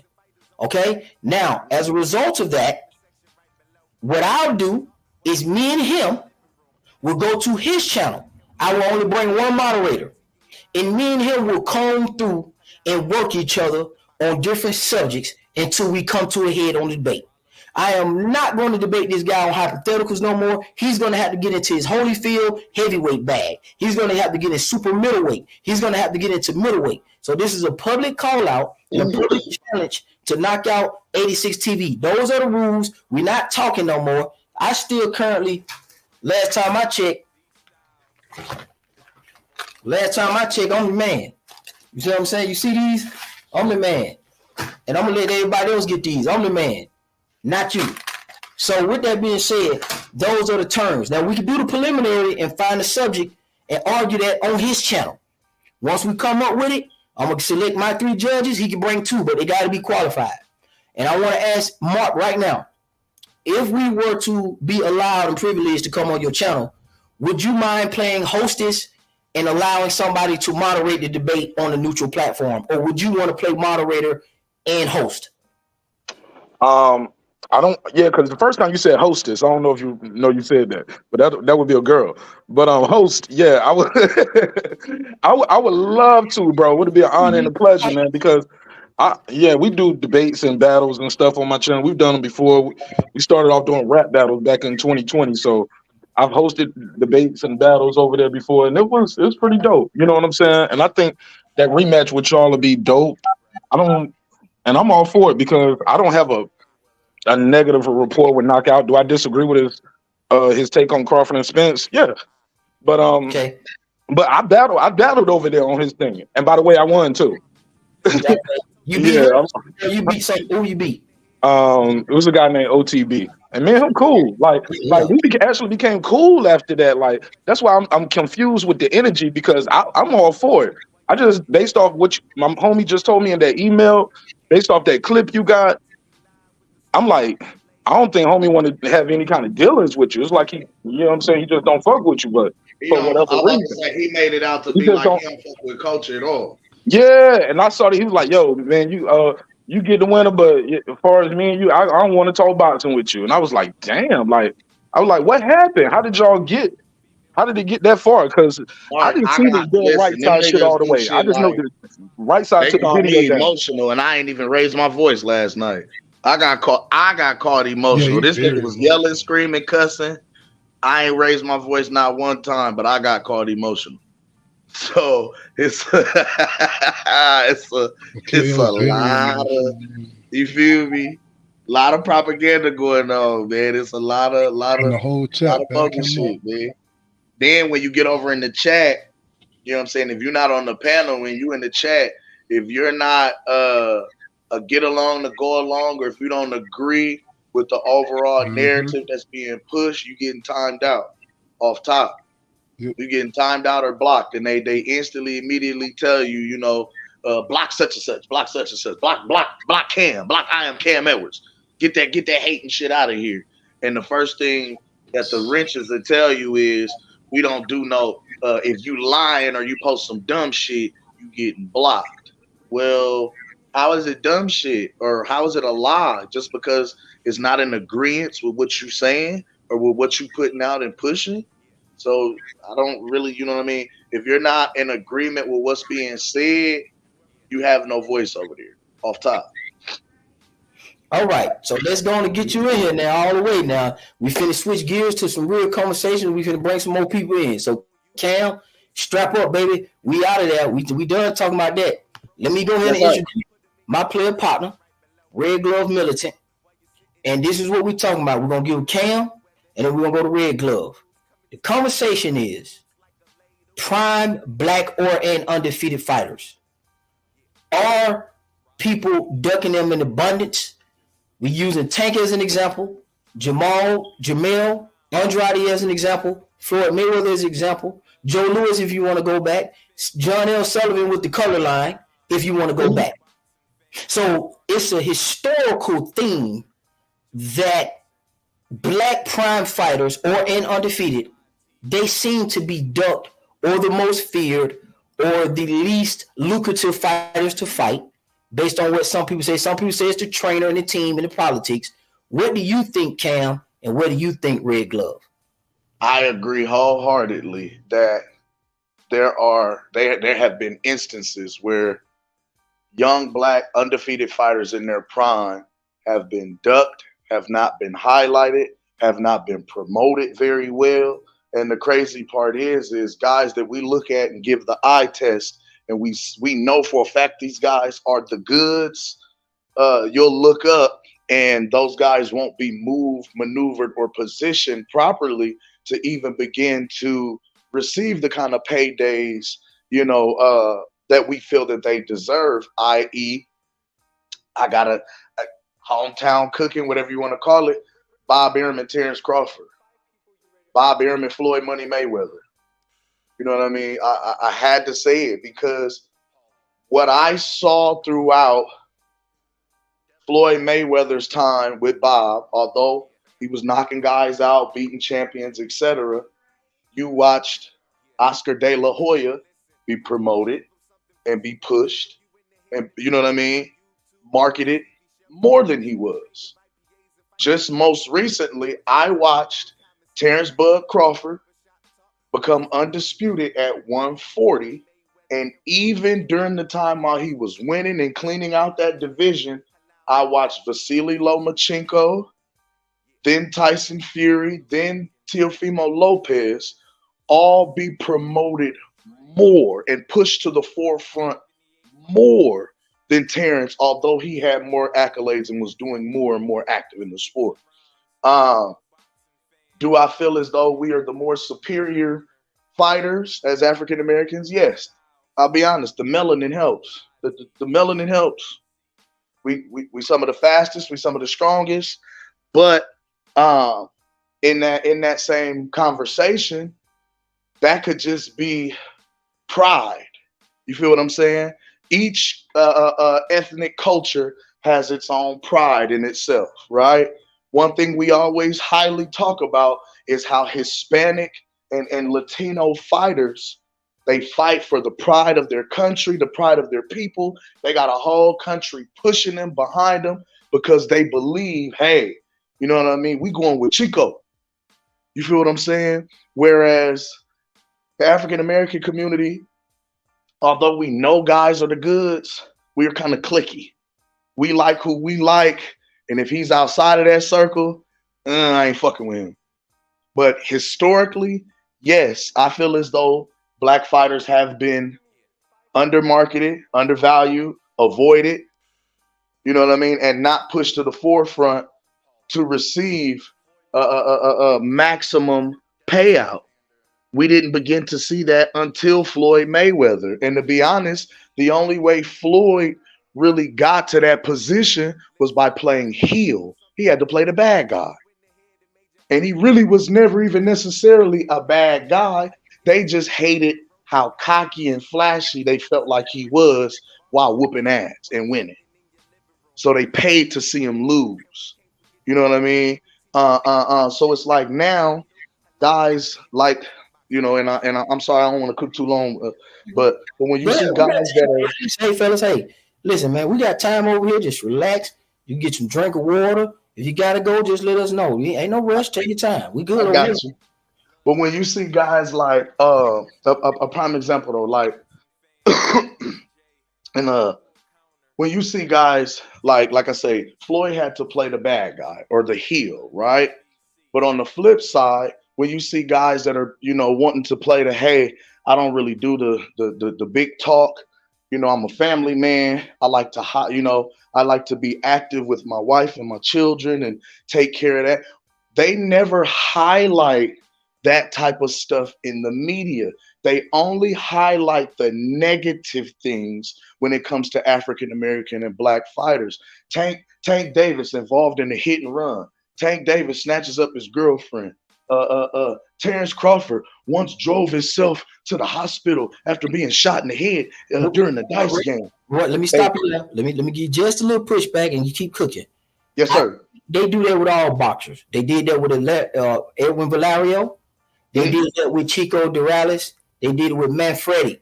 Okay, so I agree. They did it with Canelo in the steroids. They did it with Tyson Fury and the cocaine. Now, I can't, when it comes to smashing on them, the media don't discriminate, in my opinion. Now, you may feel it more because it's a guy that looks like you, but they destroy everybody because everybody in the media is looking for some negative shit.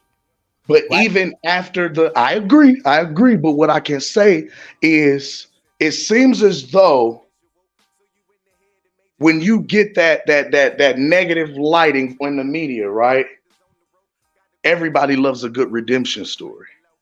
You feel what I'm saying? So the guys that might get shitted on, you might look down the way, and these guys might be considered being, you know what I mean, like some type of a redemption story. For example, right now, the whole Lomachenko thing.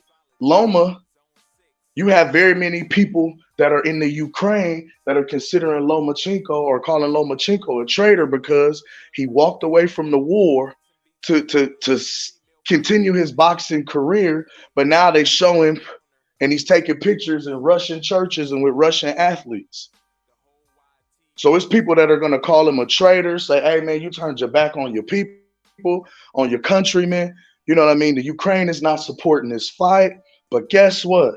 If Lomachenko pulls off the victory this Saturday against Devin Haney, he will instantly be catapulted to some of the top of the all-time greats list. He'll be celebrated as a champion. Some people will even try to go as far as to decorate him a war hero.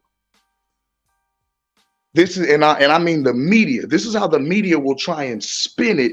And you know what I mean? They're going to try and give him the get back, the redemption. Oh, he walked away from war efforts, but he came back home a champion.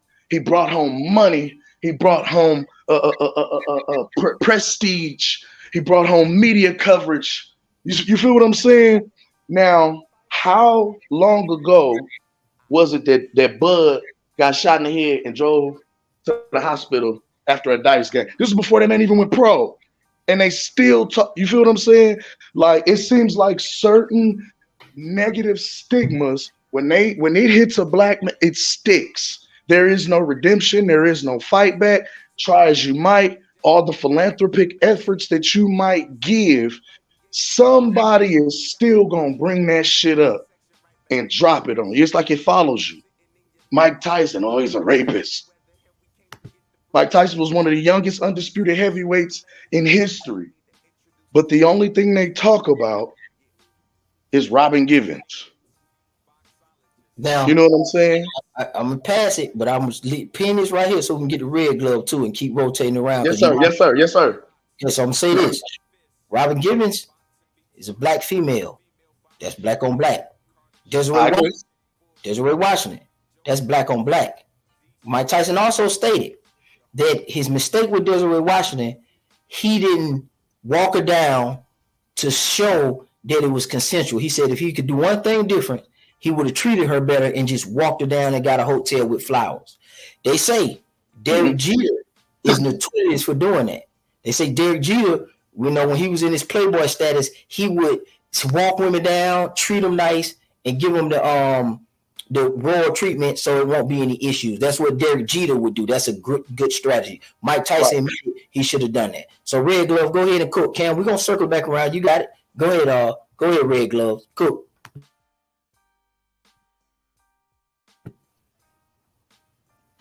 You there, Red Glove? All right, we'll wait till you jump in. Mark, you got something? Okay, go ahead, Red Glove. I didn't realize I was still on mute. Okay. I was saying that I actually agree with.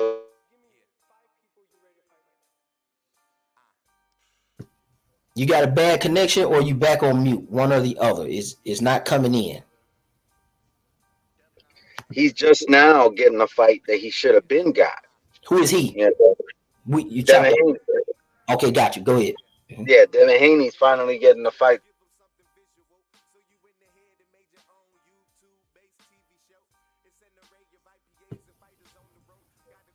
Red Glove, you chopping up. Can you hear him, Cam? Because I can't hear him.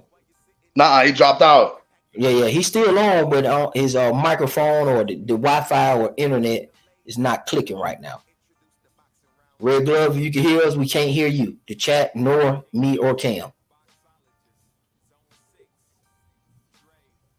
All right. So Cam, what we'll do, keep cooking. Keep doing your thing. You got the floor. And Red Glove, once you're able to get your mic situated, y'all can dialogue back and forth. I'm going to let y'all go ahead. Cam, go ahead, because you was cooking, and I wanted to get you in, Red Glove, but y'all can politic back and forth and open the floor once you get your mic. So go ahead, Cam. Keep doing your thing. I just find it funny, just like I say, how, like I say, every man, we all make mistakes. We human, right? You know what I'm saying? And even when you make a mistake, you're fallible. You should be able to at least try and make it right. You know what I'm saying? At least make it right and strive to be better, right? But it seems like whenever we have a black fighter that experiences some type of scandal, And it's funny how the scandals, no matter how they live their lives, the scandals always get pulled to the forefront after something usually major happens to do with money or finances, or somebody didn't sign somewhere, somebody didn't follow some type of orders that they were, you know what I mean? Like, it just seems like a blackball type of situation. Anytime I just turned down this amount of money, or, I didn't follow these sets of orders that I was given, now suddenly my lifestyle that I've been living with no problems the same way in the past before is now suddenly thrown to the forefront when y'all knew how I rocked when I came in the game. You feel what I'm saying? Like, y'all knew how I rocked when I came in and I signed to y'all. Y'all told me don't worry about it. Just make sure I can make weight and I'm good come fight night. But now suddenly, because I didn't do what I was told or asked, or I didn't sign somewhere, it's like, now it gets pulled to the forefront. Now it's made media coverage. Now it's like, it's been no big deal all this time before. Why is it now? Oh shit. You feel what I'm saying? Like, but then even after we make that mistake, right? Because we can blame it on being young, not having an example, whatever, whatever the reason is, whatever. But even after that, the difference is, like I say, we get to watch guys fight back for redemption. We never get the redemption part. We just get demonized and that's it. Then put a pin in it. Just, you can keep cooking, but Red Glove, how your audio is now? Just to make sure. Red Glove? All right, Red Glove, we'll pass it to you when you're ready. Just jump in when you're ready. Unmute yourself or get your, Can y'all hear me? Yeah, we can hear you. Yes, there you go. Crispy. Good. I'm assuming y'all can't hear me. No. Yes, you crispy. Yeah.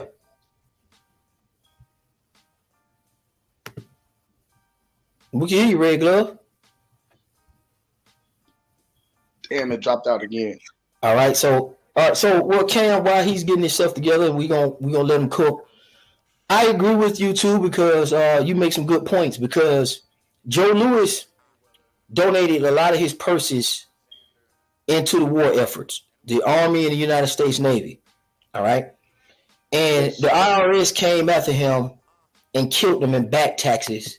And he was forced to come out of retirement after beating Wildcat and come back and fight and go through the run of Rocky Marciano and stuff like that to make some money. And he ended up living the rest of his life out in a casino playing hostess or tour guide. And it was truly sad. Muhammad Ali got stripped of his title because he refused to go into the Vietnam War. That's another great example. I agree with you 100%. Mike Tyson in the, legal issues that they had with him, his was a little exception because a lot of his troubles was created by people around him that were actually black, unfortunately. Don King robbed him out of his money, Derrick Ray Washington raped, and Robin Givens treating him bad, and they take advantage of him. I think Tyson is a unique case where he actually is an example of our people being tribal in taking advantage of him, that case. Muhammad Ali was absolutely unacceptable. He should have never been stripped, and that was dead wrong. Joe Louis should have never been treated the way he was treated. That was dead wrong. And after Jack Johnson won the heavyweight crown and then lost it, they should have never went into a space where they didn't give black fighters an opportunity. So I do understand what you're saying about it being amplified and blacks somewhat kind of being singled out. But you have some good examples of that. You got Andre Ward, awesome. You got Timothy Bradley. He went through, did his thing. Floyd Mayweather, believe it or not, regardless of what people say, Floyd Mayweather had a good run, right? He hadn't done anything bad. Bud ain't done anything bad. He got a good run. Mel, as opposed to Maul, Mel had a good run. Maul's not bad either. Maul just having his own personal issues, and that ain't really our business.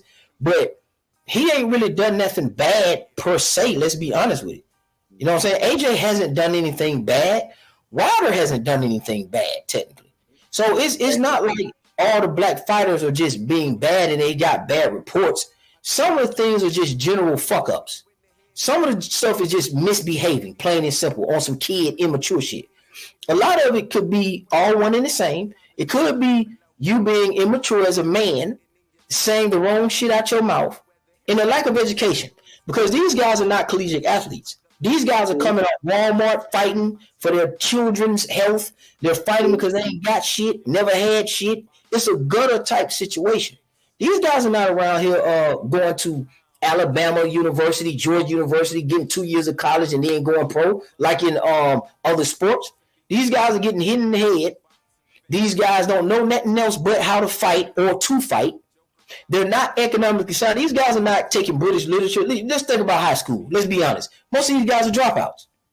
These guys are not going through the process of going to the prom, talking to girls, getting some, stroking on some, figuring this out, playing sports. They're not getting those social cues that they need prior to getting all this money. They're not getting to fight then to get money. Like they start fighting in high school to get money for the household. You're right. Exactly. So they're not cool as we would want to believe. I mean, these guys are not that cool. They don't have the swag that we think. I'm talking about all of them across the board. Yep. It's like a lot are socially awkward in very many senses. Yeah, you're right. Most of them don't graduate from high school, let alone go to college, because that's in your prime of boxing. That's when you're making a name for yourself. These guys don't get to go the 9th grade year talking to the hot girl at school. 10th grade year, get into a fight with the cool guy at school. The junior year playing football. 12th grade year playing, doing JROTC. Getting to go to the pep rallies. Getting to go to the team clubs. Getting to have experiences prior to getting into boxing, because they have to stay disciplined, which is great. They have to stay disciplined. They have to stay the course. These guys don't know about pro. They don't know about getting their licenses and how it matters to you when you go to school every day and you pull up in the car. They don't know about senior skip day. They don't know about if you did this, I didn't do it. If you smoked some weed, with your folks. They don't know about senior skip day, junior prom, senior prom, military ball, going to the football games. They don't know about that, most of them. So a lot of it is just being lame and immature. They need to groom these guys. They need to get them on their square, because a lot of these dudes are just simply lame. It don't have nothing to do with being attacked because you're black. That could be an element in it. Okay? That could be an element in it. But a lot of these guys are just lame. Let's think about, we talk about high school. You know what I'm saying? I went to a school with 3,500 folks in there. I didn't go to a single. I didn't go with 900 people. I went with 3 stacks plus. So that means I had to be really somebody in school. A lot of these guys don't get that.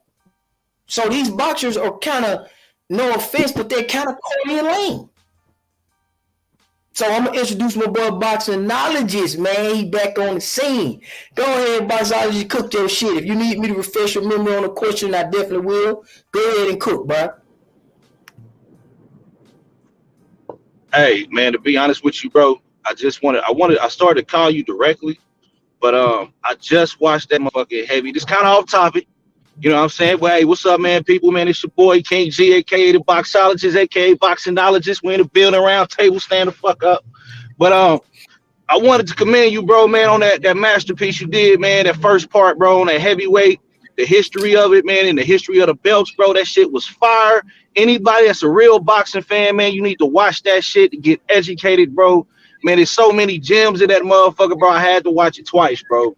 You know what I'm saying? And I just wanted to I want to give your flowers on that one, bro.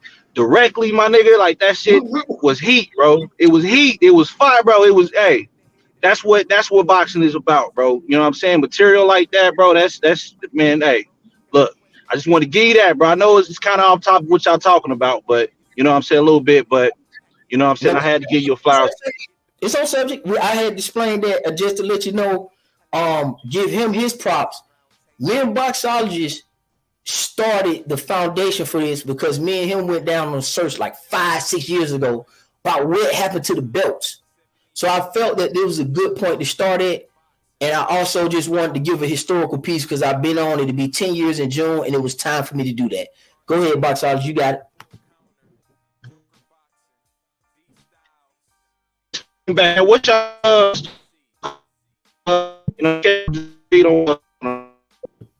You breaking up a little bit. You kind of sound robotic and choppy. I know you moving around, but you sound a little choppy. Refresh me on the question you was asking, bro. What was y'all talking about? All right, Coach, this is what we're talking about. Prime black and undefeated fighters not really getting their shots, even amongst black fighters. Tank Davis, we're not getting it. Mayweather missed a lot of your boy Timothy Bradley, and we agree Timothy Bradley should have got that. Errol Spence and Terrence Crawford with Keith Thurman, they keep making it hard to make these fights. But if you throw Jeff Horn in there, if you throw goddamn Lomachenko in there, Tyson Fury, those guys seem to deliver fights when it comes to their non-black contemporaries. No disrespect. But we didn't get AJ versus Wilder. We should have got that before Tyson came into the picture. We should have got versus Adonis Stevenson before Kovalev. Bernard Hopkins also said in the light heavyweight division he would never fight Andre Ward because he's his brother, he's black. So why are we not getting these prime black and or undefeated fights that we deserve to get at the time when it's supposed to happen? What you think, Boxology?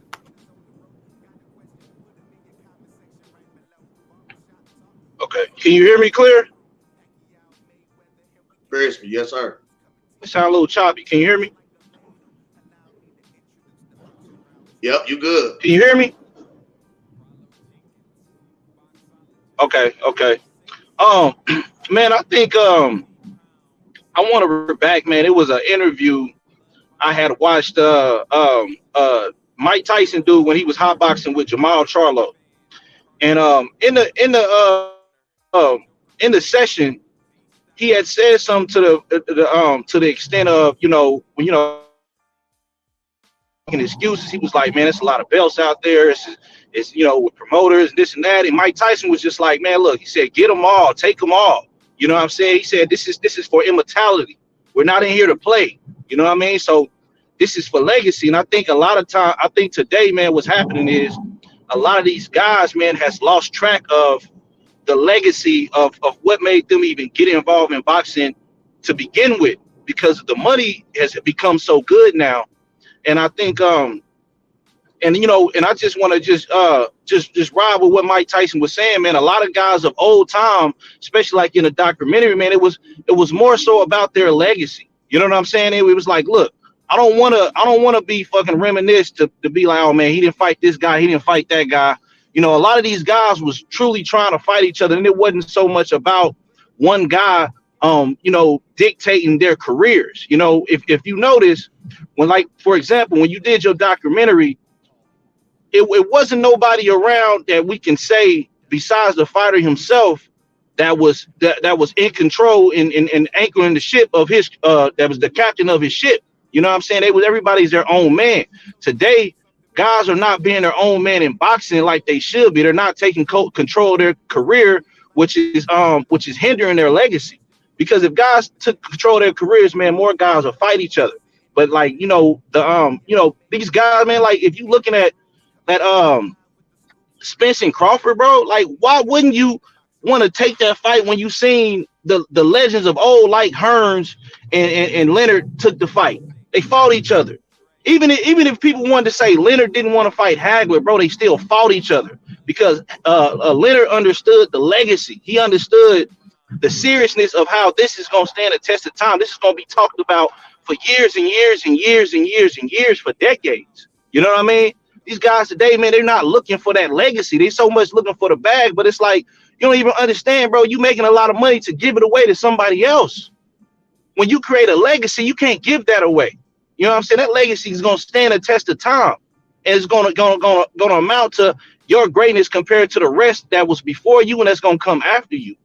Because it's always going to be a new face, man. It's always going to be a new purse where people going to make a lot of money in the boxing. But people got to understand, bro, if you just keep winning, if you do what you're supposed to do, even if you lose, if you're doing what you're supposed to do, you'll create a legacy for yourself, man. I don't really like guys when they're capable of shying away from fighting other guys. I don't care if it's black fighters fighting black fighters, Mexicans fighting Mexicans. I don't want to hear that.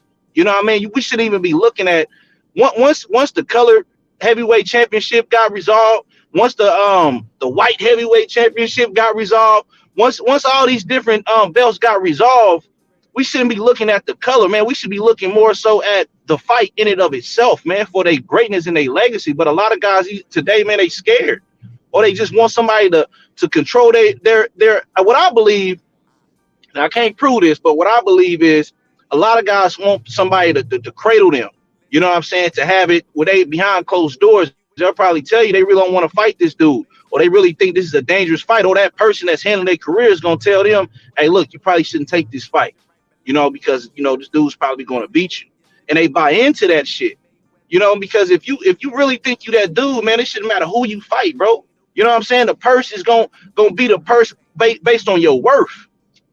You know what I mean? If you're not an exciting fighter, put on exciting fights then. If that's what your fan base wants to see, man. But these guys gotta fight, bro. Like, why get into the sport if I'm not willing to take on all comers when I'm supposed to take them on? I think that's the problem we had today, man. A lot of these guys are not fighting the guys they supposed to fight when they supposed to fight them, and we've been having this problem for like the last decade. You know what I'm saying? If guys fight the guys that you're supposed to fight when you're supposed to fight them, you're going to get paid your maximum profit. You're going to get the maximum legacy resolved. You know what I'm saying? But a lot of guys, I think they scared to dare to be great. And I think that's what's hurting boxing, bro. Like, straight up. But I'm not in favor of yeah, go ahead, bro. Go ahead. You got it. Not to cut you off. Because I just wanted to speak to that because I understand exactly what you're talking about, and I agree with you wholeheartedly. But now when I think about it, that speaks to the fact that we have some of these greedy ass promotional companies who only look at these things and these fights as the bottom line. They don't give a fuck about the actual fight, the fighter, the legacy until it's time to negotiate and bargain. Only thing they care about is asses in seats and how many views did this fight do, so that way I can go on to the next deal. You know what I'm saying? It's the actual fighters themselves, the fighters teams, the people and the consumers like ourselves and pugilists who actually watch and support the sport that really have to take a stand against BS business practices and push for the fights that we want to see, because I'll give it to you both ways, right? As a young up and coming fighter, we all know, especially coming out the struggle, you know what I'm saying? You coming up, you ain't got much or nothing. You know what I mean? You really trying to bag and to somebody who is trying to take a chance on you. They're saying they're gonna put some money in your pocket. You know what I mean? Get you all the big on the business side. You know what I mean? We have to go and respectively build our own teams, because we all don't necessarily have a support system and a family structure, or necessarily people in our corner that we might be able to trust with our business practices. You know what I'm saying?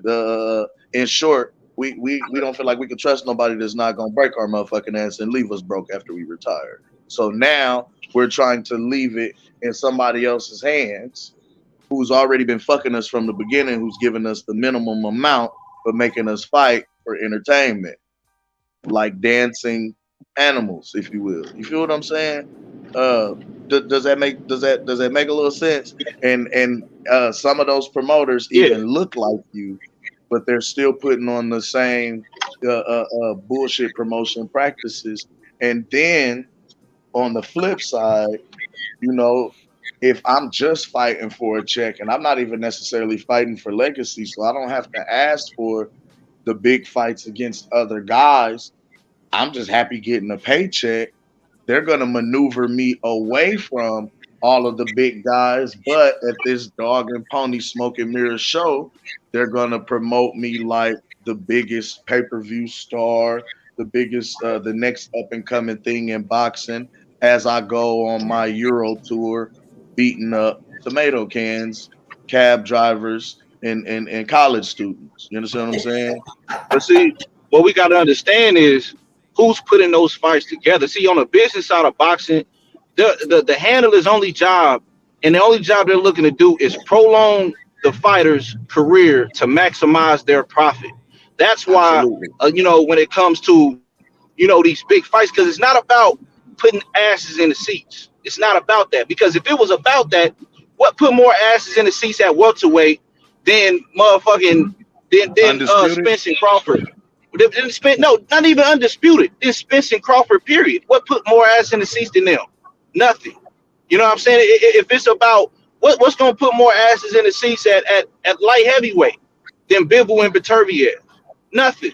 So, you know what I'm saying? It's not about that. It's about these guys are trying to prolong these guys' career, but when it's a dangerous opposition, not realizing, and see, the dangerous opposition comes in to where the legacy comes in. And guys don't want to take that. And I think what boxers need to do is, if they really want to, create their legacy, once they make a name for themselves, they need to be the head of their own ship, just like how Canelo did, just like how Floyd did, just like how Cotto did. You know what I'm saying? Just like how Oscar eventually done. You know what I mean? Because then you're going to really see what this fighter is really about. If he's really want to test himself against the best to be great, or if he really just want to ride off to a check. You know what I'm saying? Now, as they prolong their career, so they'll probably stop taking, you know what I'm saying, the more harder fights. But at the same time, if you want that legacy, bro, the hardest fight is that's what's going to get you that. You know what I'm saying? Because when you built your name up, just like how Mike Tyson said, just referring back to that video with Charlo, he said all you got to do is a simple thing. He said both fighters have to say, I'm not fighting nobody unless I'm fighting him. That's what he did. He said, I'm not fighting him. He said, I'm not fighting nobody unless it's him. You can strip me of the belts, take my, whatever you want to do. I'm not fighting unless it's him. When both fighters do that, bro, I promise you, bro, every fight we ever want to see will happen. But it's the problem with that is it makes everybody fall in line. Like, okay, if nobody, what it does is it gives the balance back, because the handlers are not going to look at it like, oh, well, sure, if you fight him, then I'm going to lose money. No, you're going to make the most money. But what they're afraid of is it might be their last biggest check. Right.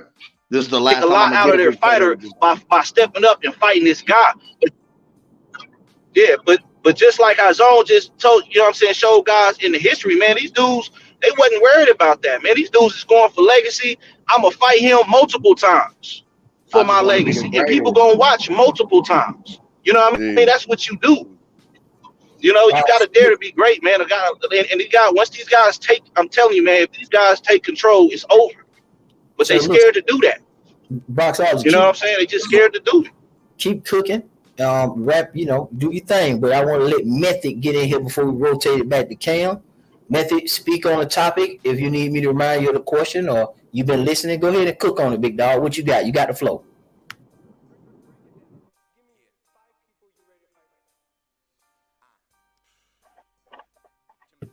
We can't hear you, Method. No volume. You cooking, but we don't got no volume. Can you hear us? Your Method, no volume. Okay, you can hear us, but we can't hear you. Okay. We'll give you a second. Boxologist, we see you still in, but you okay, Boxologist dropped off the internet. We get it.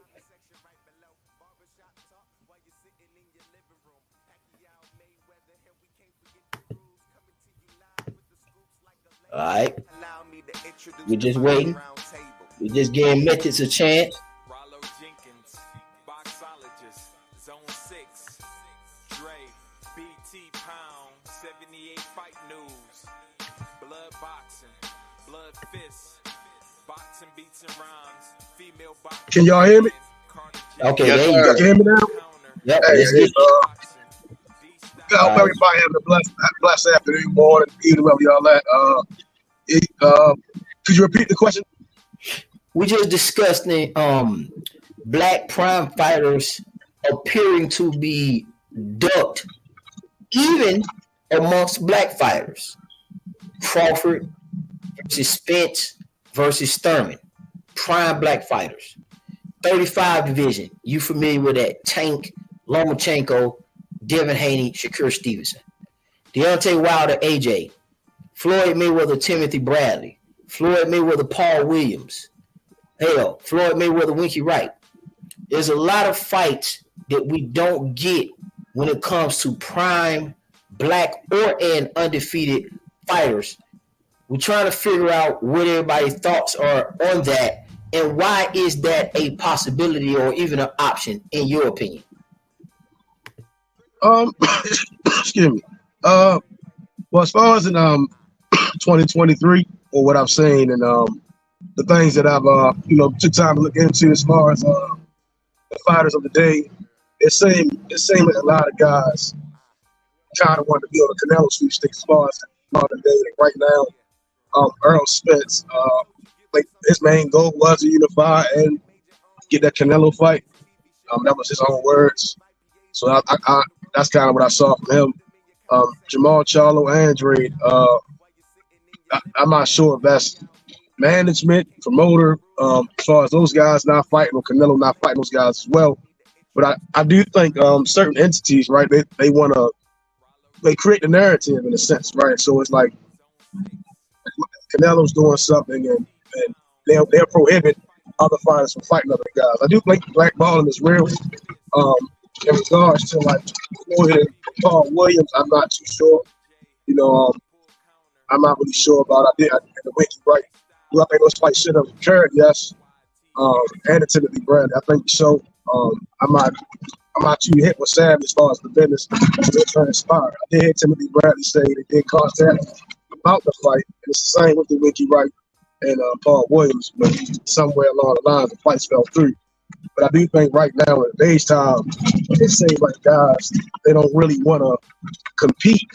They'll just be okay with just getting by to present themselves as though if they are one of the baddest in boxing, but they won't really challenge themselves, right? So I think with Andre and Charlo, that middleweight division, even the super middleweight division, I think maybe the handlers didn't want to let those guys fight, and they just wanted to get that Canelo opportunity that we saw going on. I mean, the last 5, 6, 7 years with the middleweights to the light heavyweights. Bivol a perfect example. He's not really focused on unifying, in my opinion.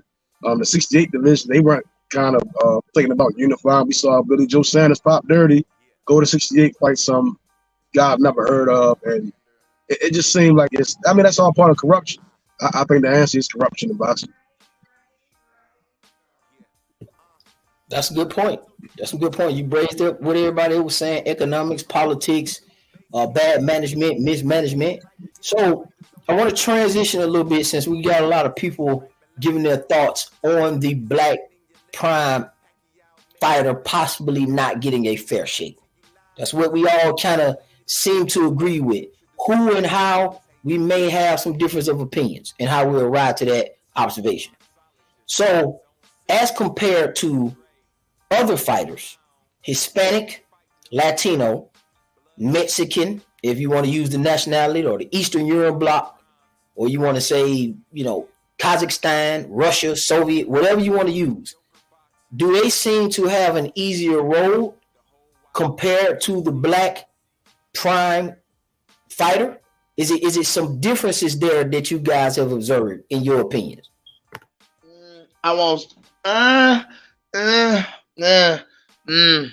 Okay. When it comes to some of the different countries, right? Their media may not be to the extent of the United States, so we may not hear about those guys, which is why when it comes to certain European fighters, if they haven't been displayed or showcased over here, we don't really know about the sport, then we suddenly write them off. You know what I mean? Because we have no idea who these individuals are, right? But these guys might be decorated veterans over here. One second. I see me that too. I want to make sure we clear on this. We're not bashing any race or anything like that. So please come over here, not like you go to the other channels. This is not what this is about. I am posing a question about black prime undefeated fighters in the historical and current context. And if you want to get on and explain your piece and get more context, you're more than welcome to join. But this is not a bash white people or black people or boxers across the board. We're just pointing out thorough conversations that need to be had outside of the normal monotony of the community. And this is a great topic, and we're getting some great materials from good, credible channels. And we're letting Cam cook right now, but you are more than welcome to join to speak your piece. Go ahead and continue, Cam. Do your thing. But I was just going to say, just like in some of those certain countries and things where they may not have the media coverage, you know what I mean? It doesn't necessarily mean that those fighters still aren't good fighters and don't deserve, you know, a fair shot to be able to at least try and win a belt. You know what I mean? Like, but if you don't know about them, how can you highlight them? How can you showcase them? How can you, you know? So I believe that in that respect, they do have it a little more difficultly if there's not very many boxing promotional agencies that are in some of these countries and places. The only way they get heard about is if they possibly, you know, go ahead and make it, you know, to the Olympic stage kind of deal. You know what I mean? Somewhere where their talent can be showcased internationally, where somebody can catch on to them, begin following them, or, you know, keep in contact with them kind of situation. But when I look at it, sometimes some of these guys immediately get granted or get called the GOAT in some of these boxing groups and places and channels that I've been on, because it looks to me like they have the complexion for the connection to receive protection. Just flat out. You know what I mean? And I can't say it no other way than that, because there were certain things that I just happened to witness. I've never seen a fighter get a title fight as fast. You know what I'm saying? I've watched guys have to go through the trenches. Some guys gone their whole career and never really. Who got a fast title shot you're speaking on? A prime example, in my opinion, was Lomachenko. Even though he had what people say is because he had a very, very lengthy amateur career, he came in basically it was a fast track program. You know what I'm saying? He was older, so they had to hurry up and move him now, kind of deal, right? But I have never seen a fighter get a title shot that fast. And that to me was just like, well, wait a minute. Well, that fast. We've seen it happen fast for a variety of fighters, but not that fast. I mean, at some point, it's going to be faster than somebody else. Like I feel like Floyd Mayweather got one fast. I feel like Joe Louis got one fast. I feel like Clarissa Shields fast. Now, in comparison, who's faster, that makes sense. But collectively speaking about fast, of course, there are going to be differences. Me and you can't do the same exact thing. For instance, me and you didn't graduate from high school at the same time. So, for instance, when did you come out of high school, if you don't mind me asking? 2005. Okay, I came out in 2003. I just happened to do it faster. It doesn't mean that we didn't do it a lot amount of time of 4 years. So we went to high school together. I did it faster by virtue of my life and what I had going on, right? The same thing with Lomachenko. You know, same thing with Clarissa Shields. The same thing with all the guys who've gotten title shots is predicated on the things that you have done prior to. Big things have small beginnings, right? So it's going to be different. Somebody's going to break Lomachenko's fast track record, but I'm not going to hold it against him in comparison to other guys who's also had fast track careers, in my opinion. Wait, say that last part one more time. You dropped that on me.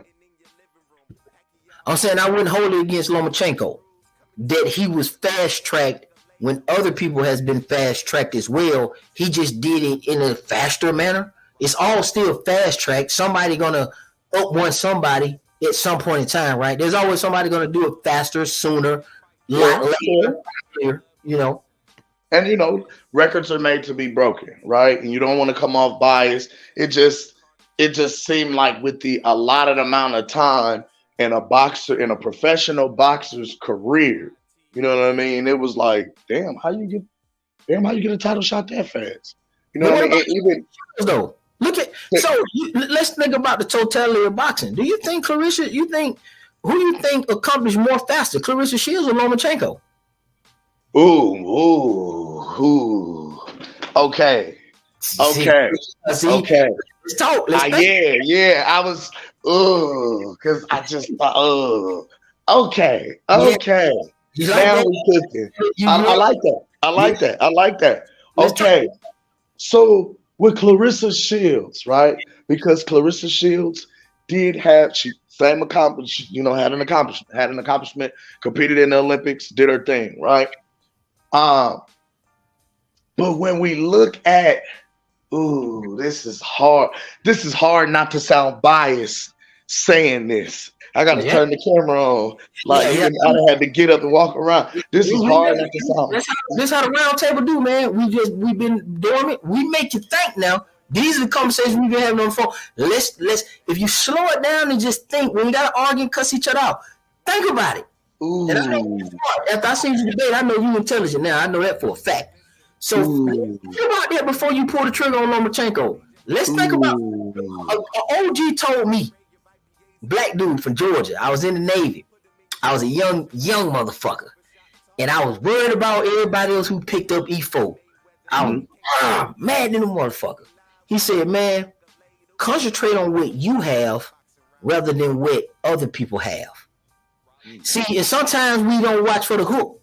We so big, Lomachenko, I'm going to use him as an example. But you got to make sure you talk about Clarissa Shields. Yeah, because I'm like, damn. Ooh, she got, because I mean, damn, what's her record? Let's do this. Let's look up the documentation. Let's get to Clarissa Shields and compare to Lomachenko. Yeah, what's Clarissa Shields' record? Let's do some research together. Me and you can do research. Hold on for a second. Holy smokes. Let me pull them up. We don't do pride over here. We do research together. So let's find something out together. Hold on. Let me get Clarissa. Let me get Lomachenko. And we're gonna pull her up. Yeah, learn me something. This is heavy. Oh, we gotta keep cooking, but let's why we dropped a bomb with that one. I was just about to, right when you said it, it hit my it was like somebody said in my ear, like, don't forget Clarissa Shields. And you said, hey, but what about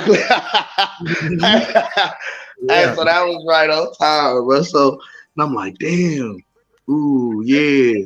You have many that will argue she got a championship fight way fast. Same method. So it was like that makes it that that nullifies your whole argument on the complexion to receive protection for the connect. But I'm like, dude, the only thing I don't hear about is hold on. And she's a black woman. Let's pull all this up together. Hold on. Okay. But as you pulling that up, the one thing I want to, damn, I can't. All right. Fuck it. I gotta say it. Okay. And it's hard not to say this and sound biased, right? But when we look at the landscape of the number of women in pro boxing, it seemed as though Clarissa didn't have very many opponents to choose from. So it seemed a bit easier to do what she did in the time span that she did. You know what I'm saying? It's not how many professional female boxers are there in comparison to male. You know what I'm saying? It's way more saturated with us than them in that respect. You feel what I'm saying? So it was like, I think the level of opposition, and I don't want to say the level of opposition because they're all professionals, but what I mean is the quantity, you know what I mean, of opponents that were available were less in Clarissa Shields' case, is what I can say. No. Ooh, that was hard. You gonna have me going into politics, Coach? Got me dancing around questions, man. Trying not to sound biased. That's why when the next time I debate him, I'm gonna show him how we do it over here. The real, I'm gonna destroy him. I'm gonna destroy him bad. It's gonna be this. That other one was light work. That's one style, but this the style I really bring to the debates. You come in with that, just like a research paper. We cite our sources. Let's look at it. Let's look at it. What does it say right here? Okay, let's look at it. One fight, and she came in and she won a vacant minor title at middleweight. Mm-hmm. She won another one here right after that. Second fight, she's fighting for a minor title, WBC silver female super middleweight. So she's doing this in two divisions. Middleweight, won a minor title, and super middleweight. Then she won in her fourth fight the WBC and inaugural IBF female super middleweight titles. That's all in 4 fights. Now let's look at Lomachenko's. Wowzers. Okay, let's look at Lomachenko's now. Oh, so she walked in the door fighting for belts. Who? Yeah, that's unheard of. Okay. Ooh. Now let's look at Lomachenko's. Let's look at his.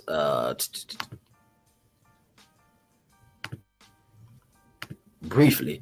Okay, let's go on down.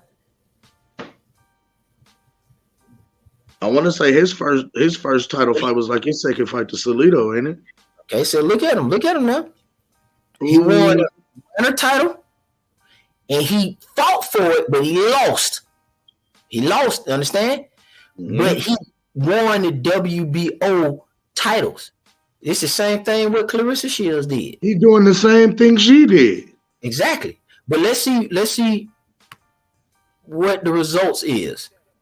But he got 17 wins and 2 losses, right? And he's did it. Let's look at how many weight classes, and let's look at it. Let's keep this on our dome. We're not looking at resume, obviously, because this is women versus men, but we're talking about accomplishments. This is just accomplishments, accolades, yeah.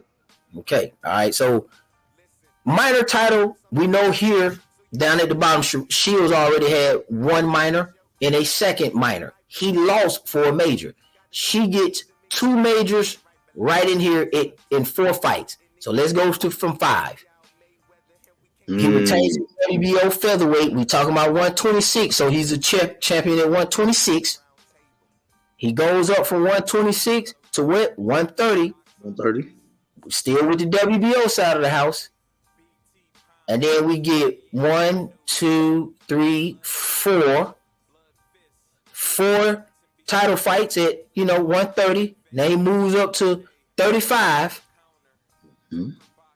And he wins the ring and WBA, retains it, WBA and WBO. Then he get WBO, WBC light one with the ring, and then he drops off with Lopez the loss, right? And then he's back if undisputed. So we got it. We got a clear picture of it. Came in minor title, tried for a big one on the WBO side of the house, did his thing at featherweight. Jumped up to 130, did his thing on the WBO side of the house. Then we start seeing unification when he get up to lightweight at 135. Linares, Prajaja, who he fought. And we see WBA, WBO, and WBC unification. And he loses WBA, WBO, okay. And then he loses to Lopez. So let's go to Shields now. Oh, actually, you know what? Okay, I like how they give me that option. Hold on, we finna get back to it real quick. Yes, sir. We cooking with gas right here, sir. This hot grease, man. All right, now Clarissa Shields. Now we finna cook on her. Let's go back to the beginning. Let's look at the record now, though. She got 13 fights and she's undefeated. Yep. All right, so let's look at it. minor title, major title in 4 fights, but they unified. This is WBC and IBF. Mm-hmm. Then she comes up and she retains the WBC, IBF, super middleweight, and won a WBAN lineal. So she's lineal. Now she's lineal. Okay. And then she comes down to middleweight and won a vacant title in the inaugural IBF female middleweight title. Then she goes back up in the next fight. This is all in 7 fights, man. She fight for another unification. She got the WBA, IBF, middleweight. She won the vacant WBC female middleweight title as well. So now she's unified. Mm-hmm. She retains the WBA, WBC, IBF female middleweight. Okay. She retains the WBA, WBC, the IBF middleweight, and won the WBO inaugural ring female middleweight title. She's undisputed in 9 fights. She's undisputed. And she's winning inaugural titles. That means they're making it as she's cleaning them out. So now we know she's undisputed in 9 fights as a female. Okay, now we're looking at what else next. She moves up next fight. Won vacant WBC and WBO female light middleweight titles. Okay. Then she goes up in 11 fights and she retains the WBC and the WBO light middleweight, won the vacant IBF, she won the IBF and the vacant WBA super and inaugural ring female lightweight middleweight titles, man. This girl is undisputed again. You know what I'm saying? So and then let's clean it off at 12. She got the WBA, WBC, IBF, and the ring female middleweight titles and won the WBF female middleweight titles. Just cleaning shit up. Then Savannah Marshall, as we all know, she's got the WBA, WBC, IBF, WBF, the ring female titles, and won the WBO titles.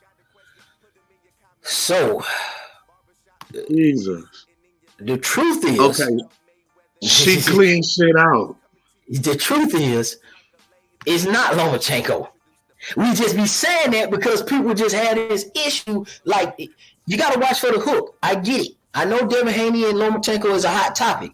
And I know we want to say, oh, man, it fixes in for Lomachenko. It could be, or it could not be. But Lomachenko ain't the fastest one to do it in this game of boxing. True. I mean, you might disagree with that still, but the evidence is overwhelming for Clarissa Shields. But it's like she was going through. Oh my God, she's going through cleaning shit out. Okay, okay. This is what I was saying. So even as she's going through cleaning shit out, right? Okay. It's like her team is strategically looking at the board, like, okay, we got this over here. Hey, we could go grab that over there and that one over there too. You know what I mean? And just put ourselves all over the spot. You feel me? Like, and no matter where we go, they got to come see us. You know what I mean? Like at some point. But as she's going through, by the time she clears out, one side over here, it's like the door's been opened over here for you to be able to step over here and clear this out over here now. You know what I mean? Like, and it's like the opposition, just kind of the playing field just kind of was set up for her to do that. You know what I mean?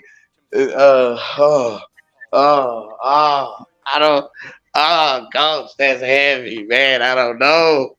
You know what I'm saying? I don't know. I don't want to be racist. I'm not prejudiced. I'm not biased. No. Because you got to think about some of the stuff we say when these guys just blur stuff out. Yeah. Lomachenko is a bad boy. But Clarissa is the GOAT. It's clear. It's clear.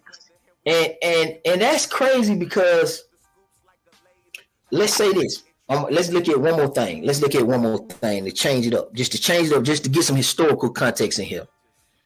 All right. So now that's Clarissa Shields, and that is Lomachenko, right? But I'm going to show you a different one, a different approach. I'm going to show you volume in 2 years and what that netted, right? I'm going to show you somebody real quick. I'm going to show you somebody, and we're going to do some little historical shit right quick. just real quick, because I'm gonna leave them up, and I want to show you somebody else.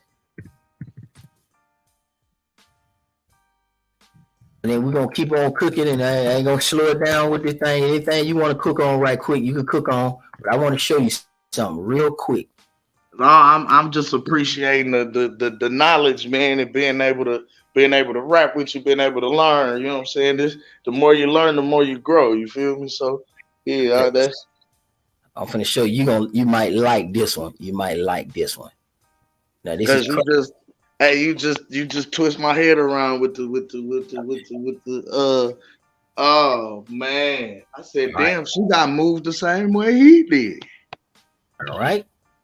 Now that to me speaks to now. Okay. So would that speak to the because you know you're gonna have supporters and fans of both fighters that would say, well, that just speaks to the shrewd businessman and the team and the positioning and the way they negotiated for her and him. It's not our fault. They business team was able to, you know what I mean, negotiate for them fights, whereas other guys' teams couldn't and or would. Okay. All right. Now I'm finna show you something. That's Lomachenko. That's Shields. Keep in mind, we're talking about 4 belts, 4 opportunities, and you can span across multiple weight classes. Yeah. And as we conclude this, I want you to just look at this stuff because you're probably going to look it up anyway. We got Clarissa Shields, and we're talking about Lomachenko. We're talking about a female, black female. We're talking about a Ukrainian male in boxing. But I'm going to go back to a different weight class. I'm going to jump into heavy, and I'm going to go to the 30s, just so you can get a broad spectrum. Let's look at this guy right here. I'm finna look at this guy right here. Now, at first glance, I want you to look at this. He's 20 years old, okay? And we're talking about he made his debut in 1934. Nothing too impressive thus far. Okay, nothing so far. No, nothing so far. But I want you to look at this now. Just his physical accomplishments, and we're going to get to the accolades. These are all stoppages. A lot of stoppages here. We got 1 point there. Stoppages. Yeah, he's stopping shit. Okay, but look who name pop up first. Right up here at the top. Primo Carnera. Historical heavyweight that won the title. He was dominant, one of the dominant guys in the 30s. Okay. Max Barrow. Max Schmeller. This guy loses now. He loses. Jack Sharkey. Max Schmeller. Okay.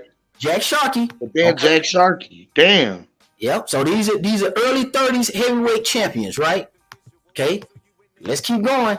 James J. Broderick, right? The Cinderella man.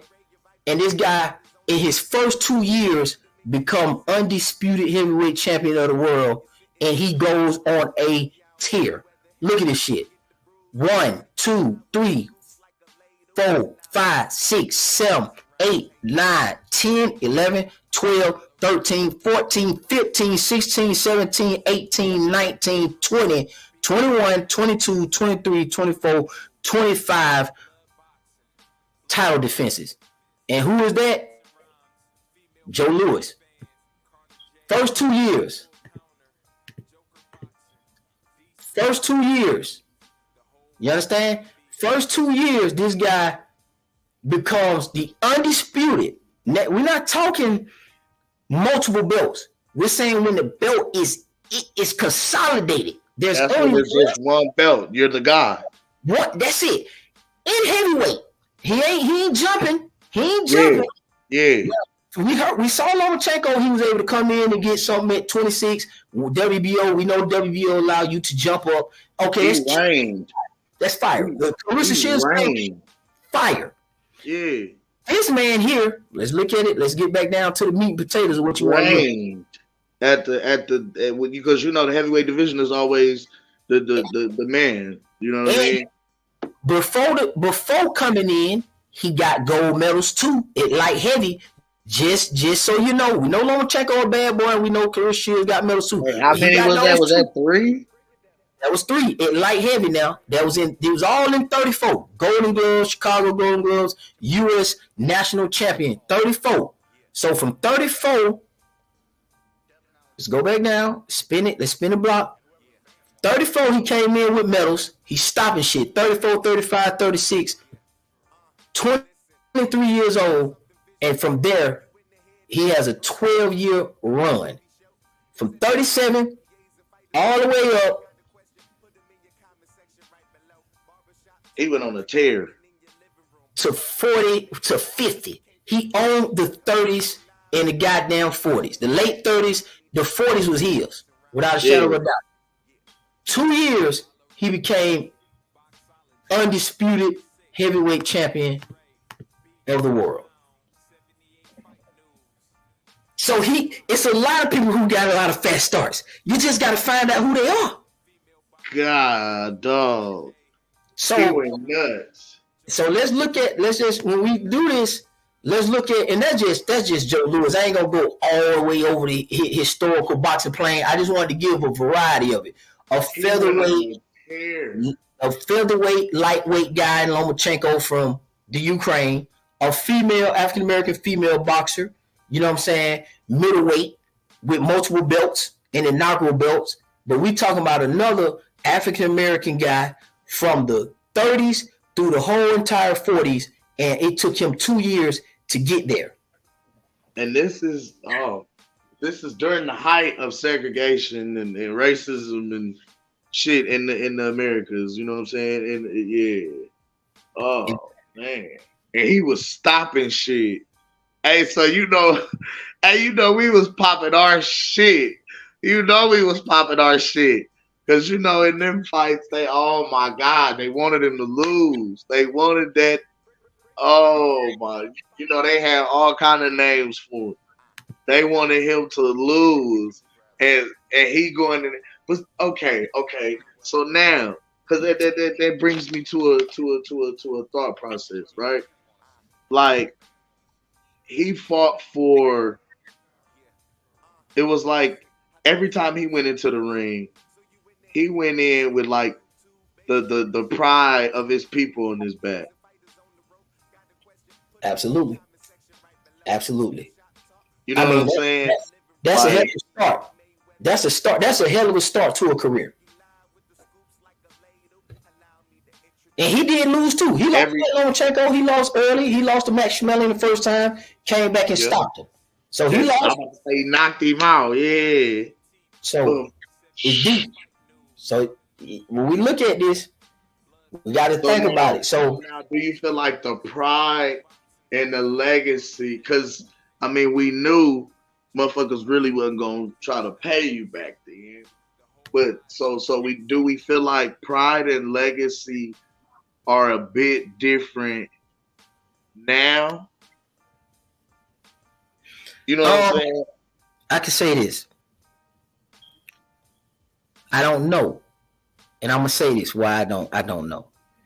Because it was said earlier that blacks are so tribal. I don't know, and I can't pin down the question. I'm still in search of that. Because I don't know what we're looking for. Just like me and you just now, we went on a journey. Only thing I can do is say, let's work together and find the information out. That's what me and you are doing live in HD as an example. No, this is not freestyling. This is me and you bouncing ideas, not being prideful, saying, let's figure it out. And we just discovered that Lomachenko is a monster. He did get some privileges and things of that nature, but so did Clarissa Shields. So did Joe Louis. And that's a spectrum of boxers. That's true. That's a wide spectrum of boxers from different times, eras, and even one that was like we said, during the height of segregation and racism in this country. You know what I'm saying? Like during one of those periods. So exactly. And he was able to hold that thing down for years. Oh my God. Like he reigned. 25, like nobody was. 25 title defenses. You gotta come see him, no matter who you were, no matter what sanctioning body. You gotta come see him. You gotta come see the man. Like he reigned. I'm gonna show you something else. How else we be talking, man, behind the scenes, and we're gonna break it down, and I'm gonna keep y'all at 3 hours and some change. We got 15 more minutes. I ain't gonna take up all y'all time, but let's do something else. I'm thinking, because this is how I think about boxing. So we seen that is varied, right? They keep saying Joe Louis. Now they're just moving off that. We got on that subject. We good. 25 title defenses. What they mean by that? Let me see. Let me look up somebody else. They say he got the most title defenses ever, right? Let me try something. Let me see something. He holds the record for the most title defenses. Okay, let's see something. Now, is that title defenses or undisputed title defenses? It is undisputed. Or is it the same thing? Because undisputed means something. He's undisputed. Joe Louis definitely undisputed at this time. That's without a shadow of a doubt. Yeah, like undisputed. That means something. So he was undisputed for 25 title fights? Absolutely. Well, 25 defenses. So, the first one 26, but it's like 26 fights, but 25 of them was defenses. Exactly. Man, that's a bad man. Now let's say this though. Let me show you this. Just since we talking about the 25, I just want to get your thought process on that. And I'm gonna leave you with something. I'm gonna leave you with something major. Hold on. I'm gonna leave you with something major to think about. Now they say 25 there, right? Yeah. 25 is that shit. That's man. Hey, let's look at this. You that God. Let's look at this. Let's look at this. All right. Right there, you're going to see a guy named Harry Wheels, right? You see that right there. April the 14th, 1918. That's a 25, but that's for the color championship. That predated Joe Louis. He got 25 defenses. He was part of the heavyweight black motorist row. And Jack Dempsey would not fight him. Jack Dempsey was undisputed, but Harry Wheels is the colored champion. The color champion. And he's black. And Joe Louis is black, though. So when they say Joe Louis had his 25 defenses, what does that leave Harry Wheels? Oh, wow. See what I'm saying? Wait a minute. This is black motorist row now. So let's go to this is a black heavyweight black motorist row, dog. He dominated murderers row with 25 defenses. That was exactly. Joe Louis didn't fight black prime fighters until the end. After he was kind of past his prime himself. Hey, that means he was a fucking monster. Bro. So let's look at my do you know how hard them niggas hit back then? Like, look at this. We going through it. We talking about Joe Jeanette, Sam Langford, Joe Jeanette on his resume, Sam Langford, Sam McVeigh. We talking about Sam McVeigh again. Sam Langford though. Like he had a war with Sam Langford. Sam Langford again. Sam Langford, Sam McVeigh, Sam McVeigh. These are heavyweight championships that we scrolling past. Look at that. There go one. There go 2, 3, 4, 5, 6, 7, 8, 9, 10, and it just go on and on and on and on and on. It just go on and on and on until it get dissolved.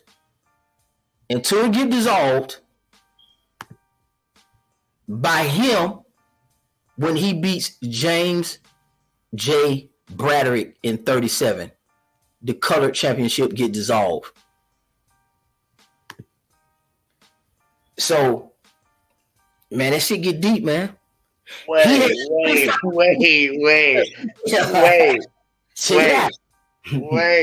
Okay.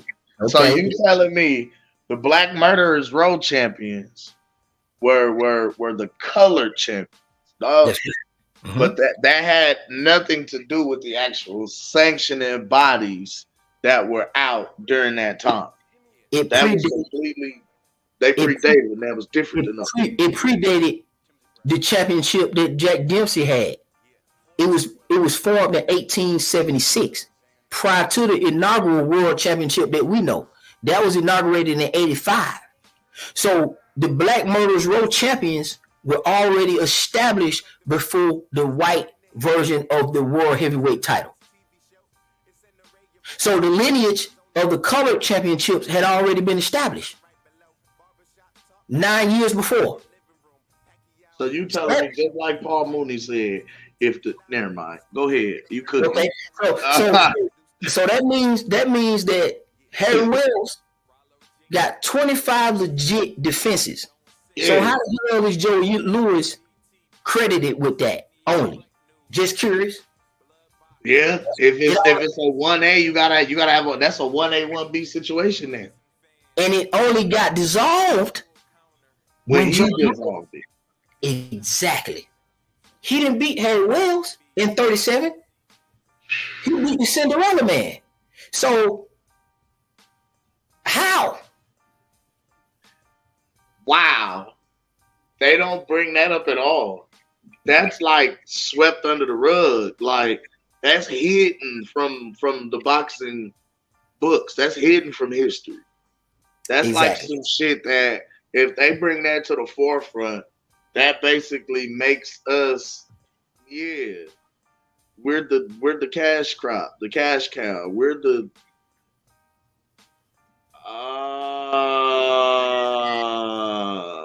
exactly.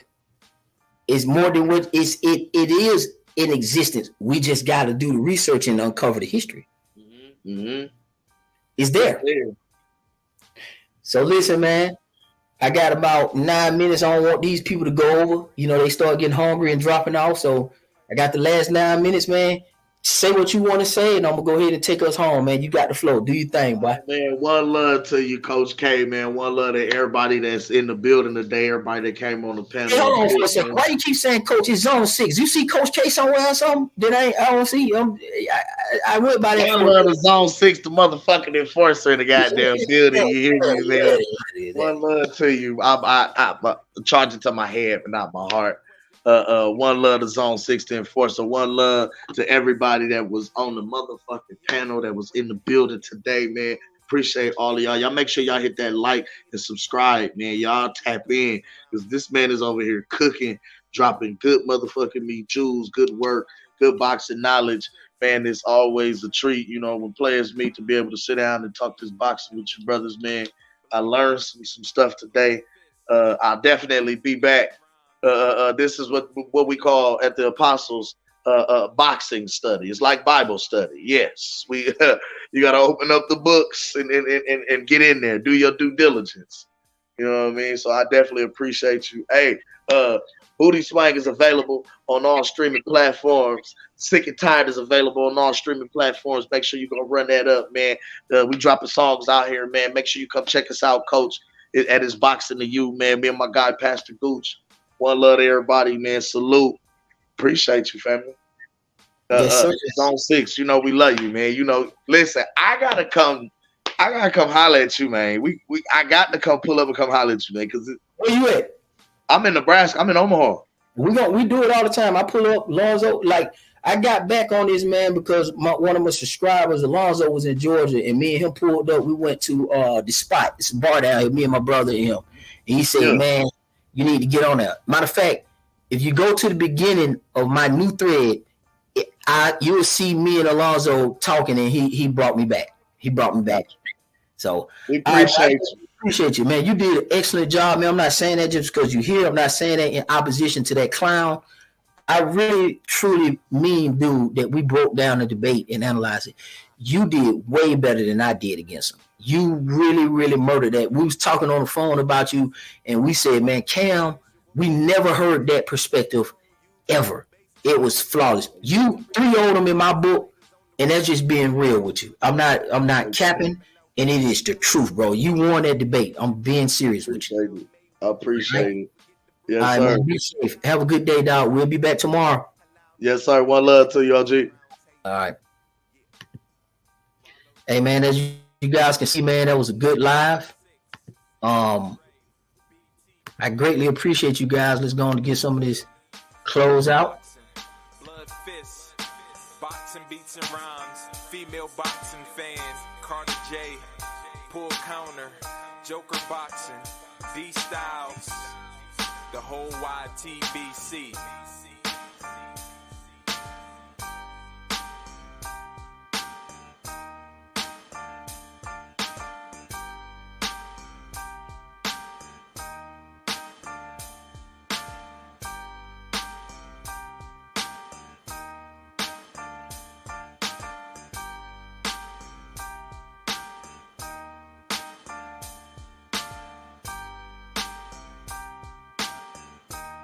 All right.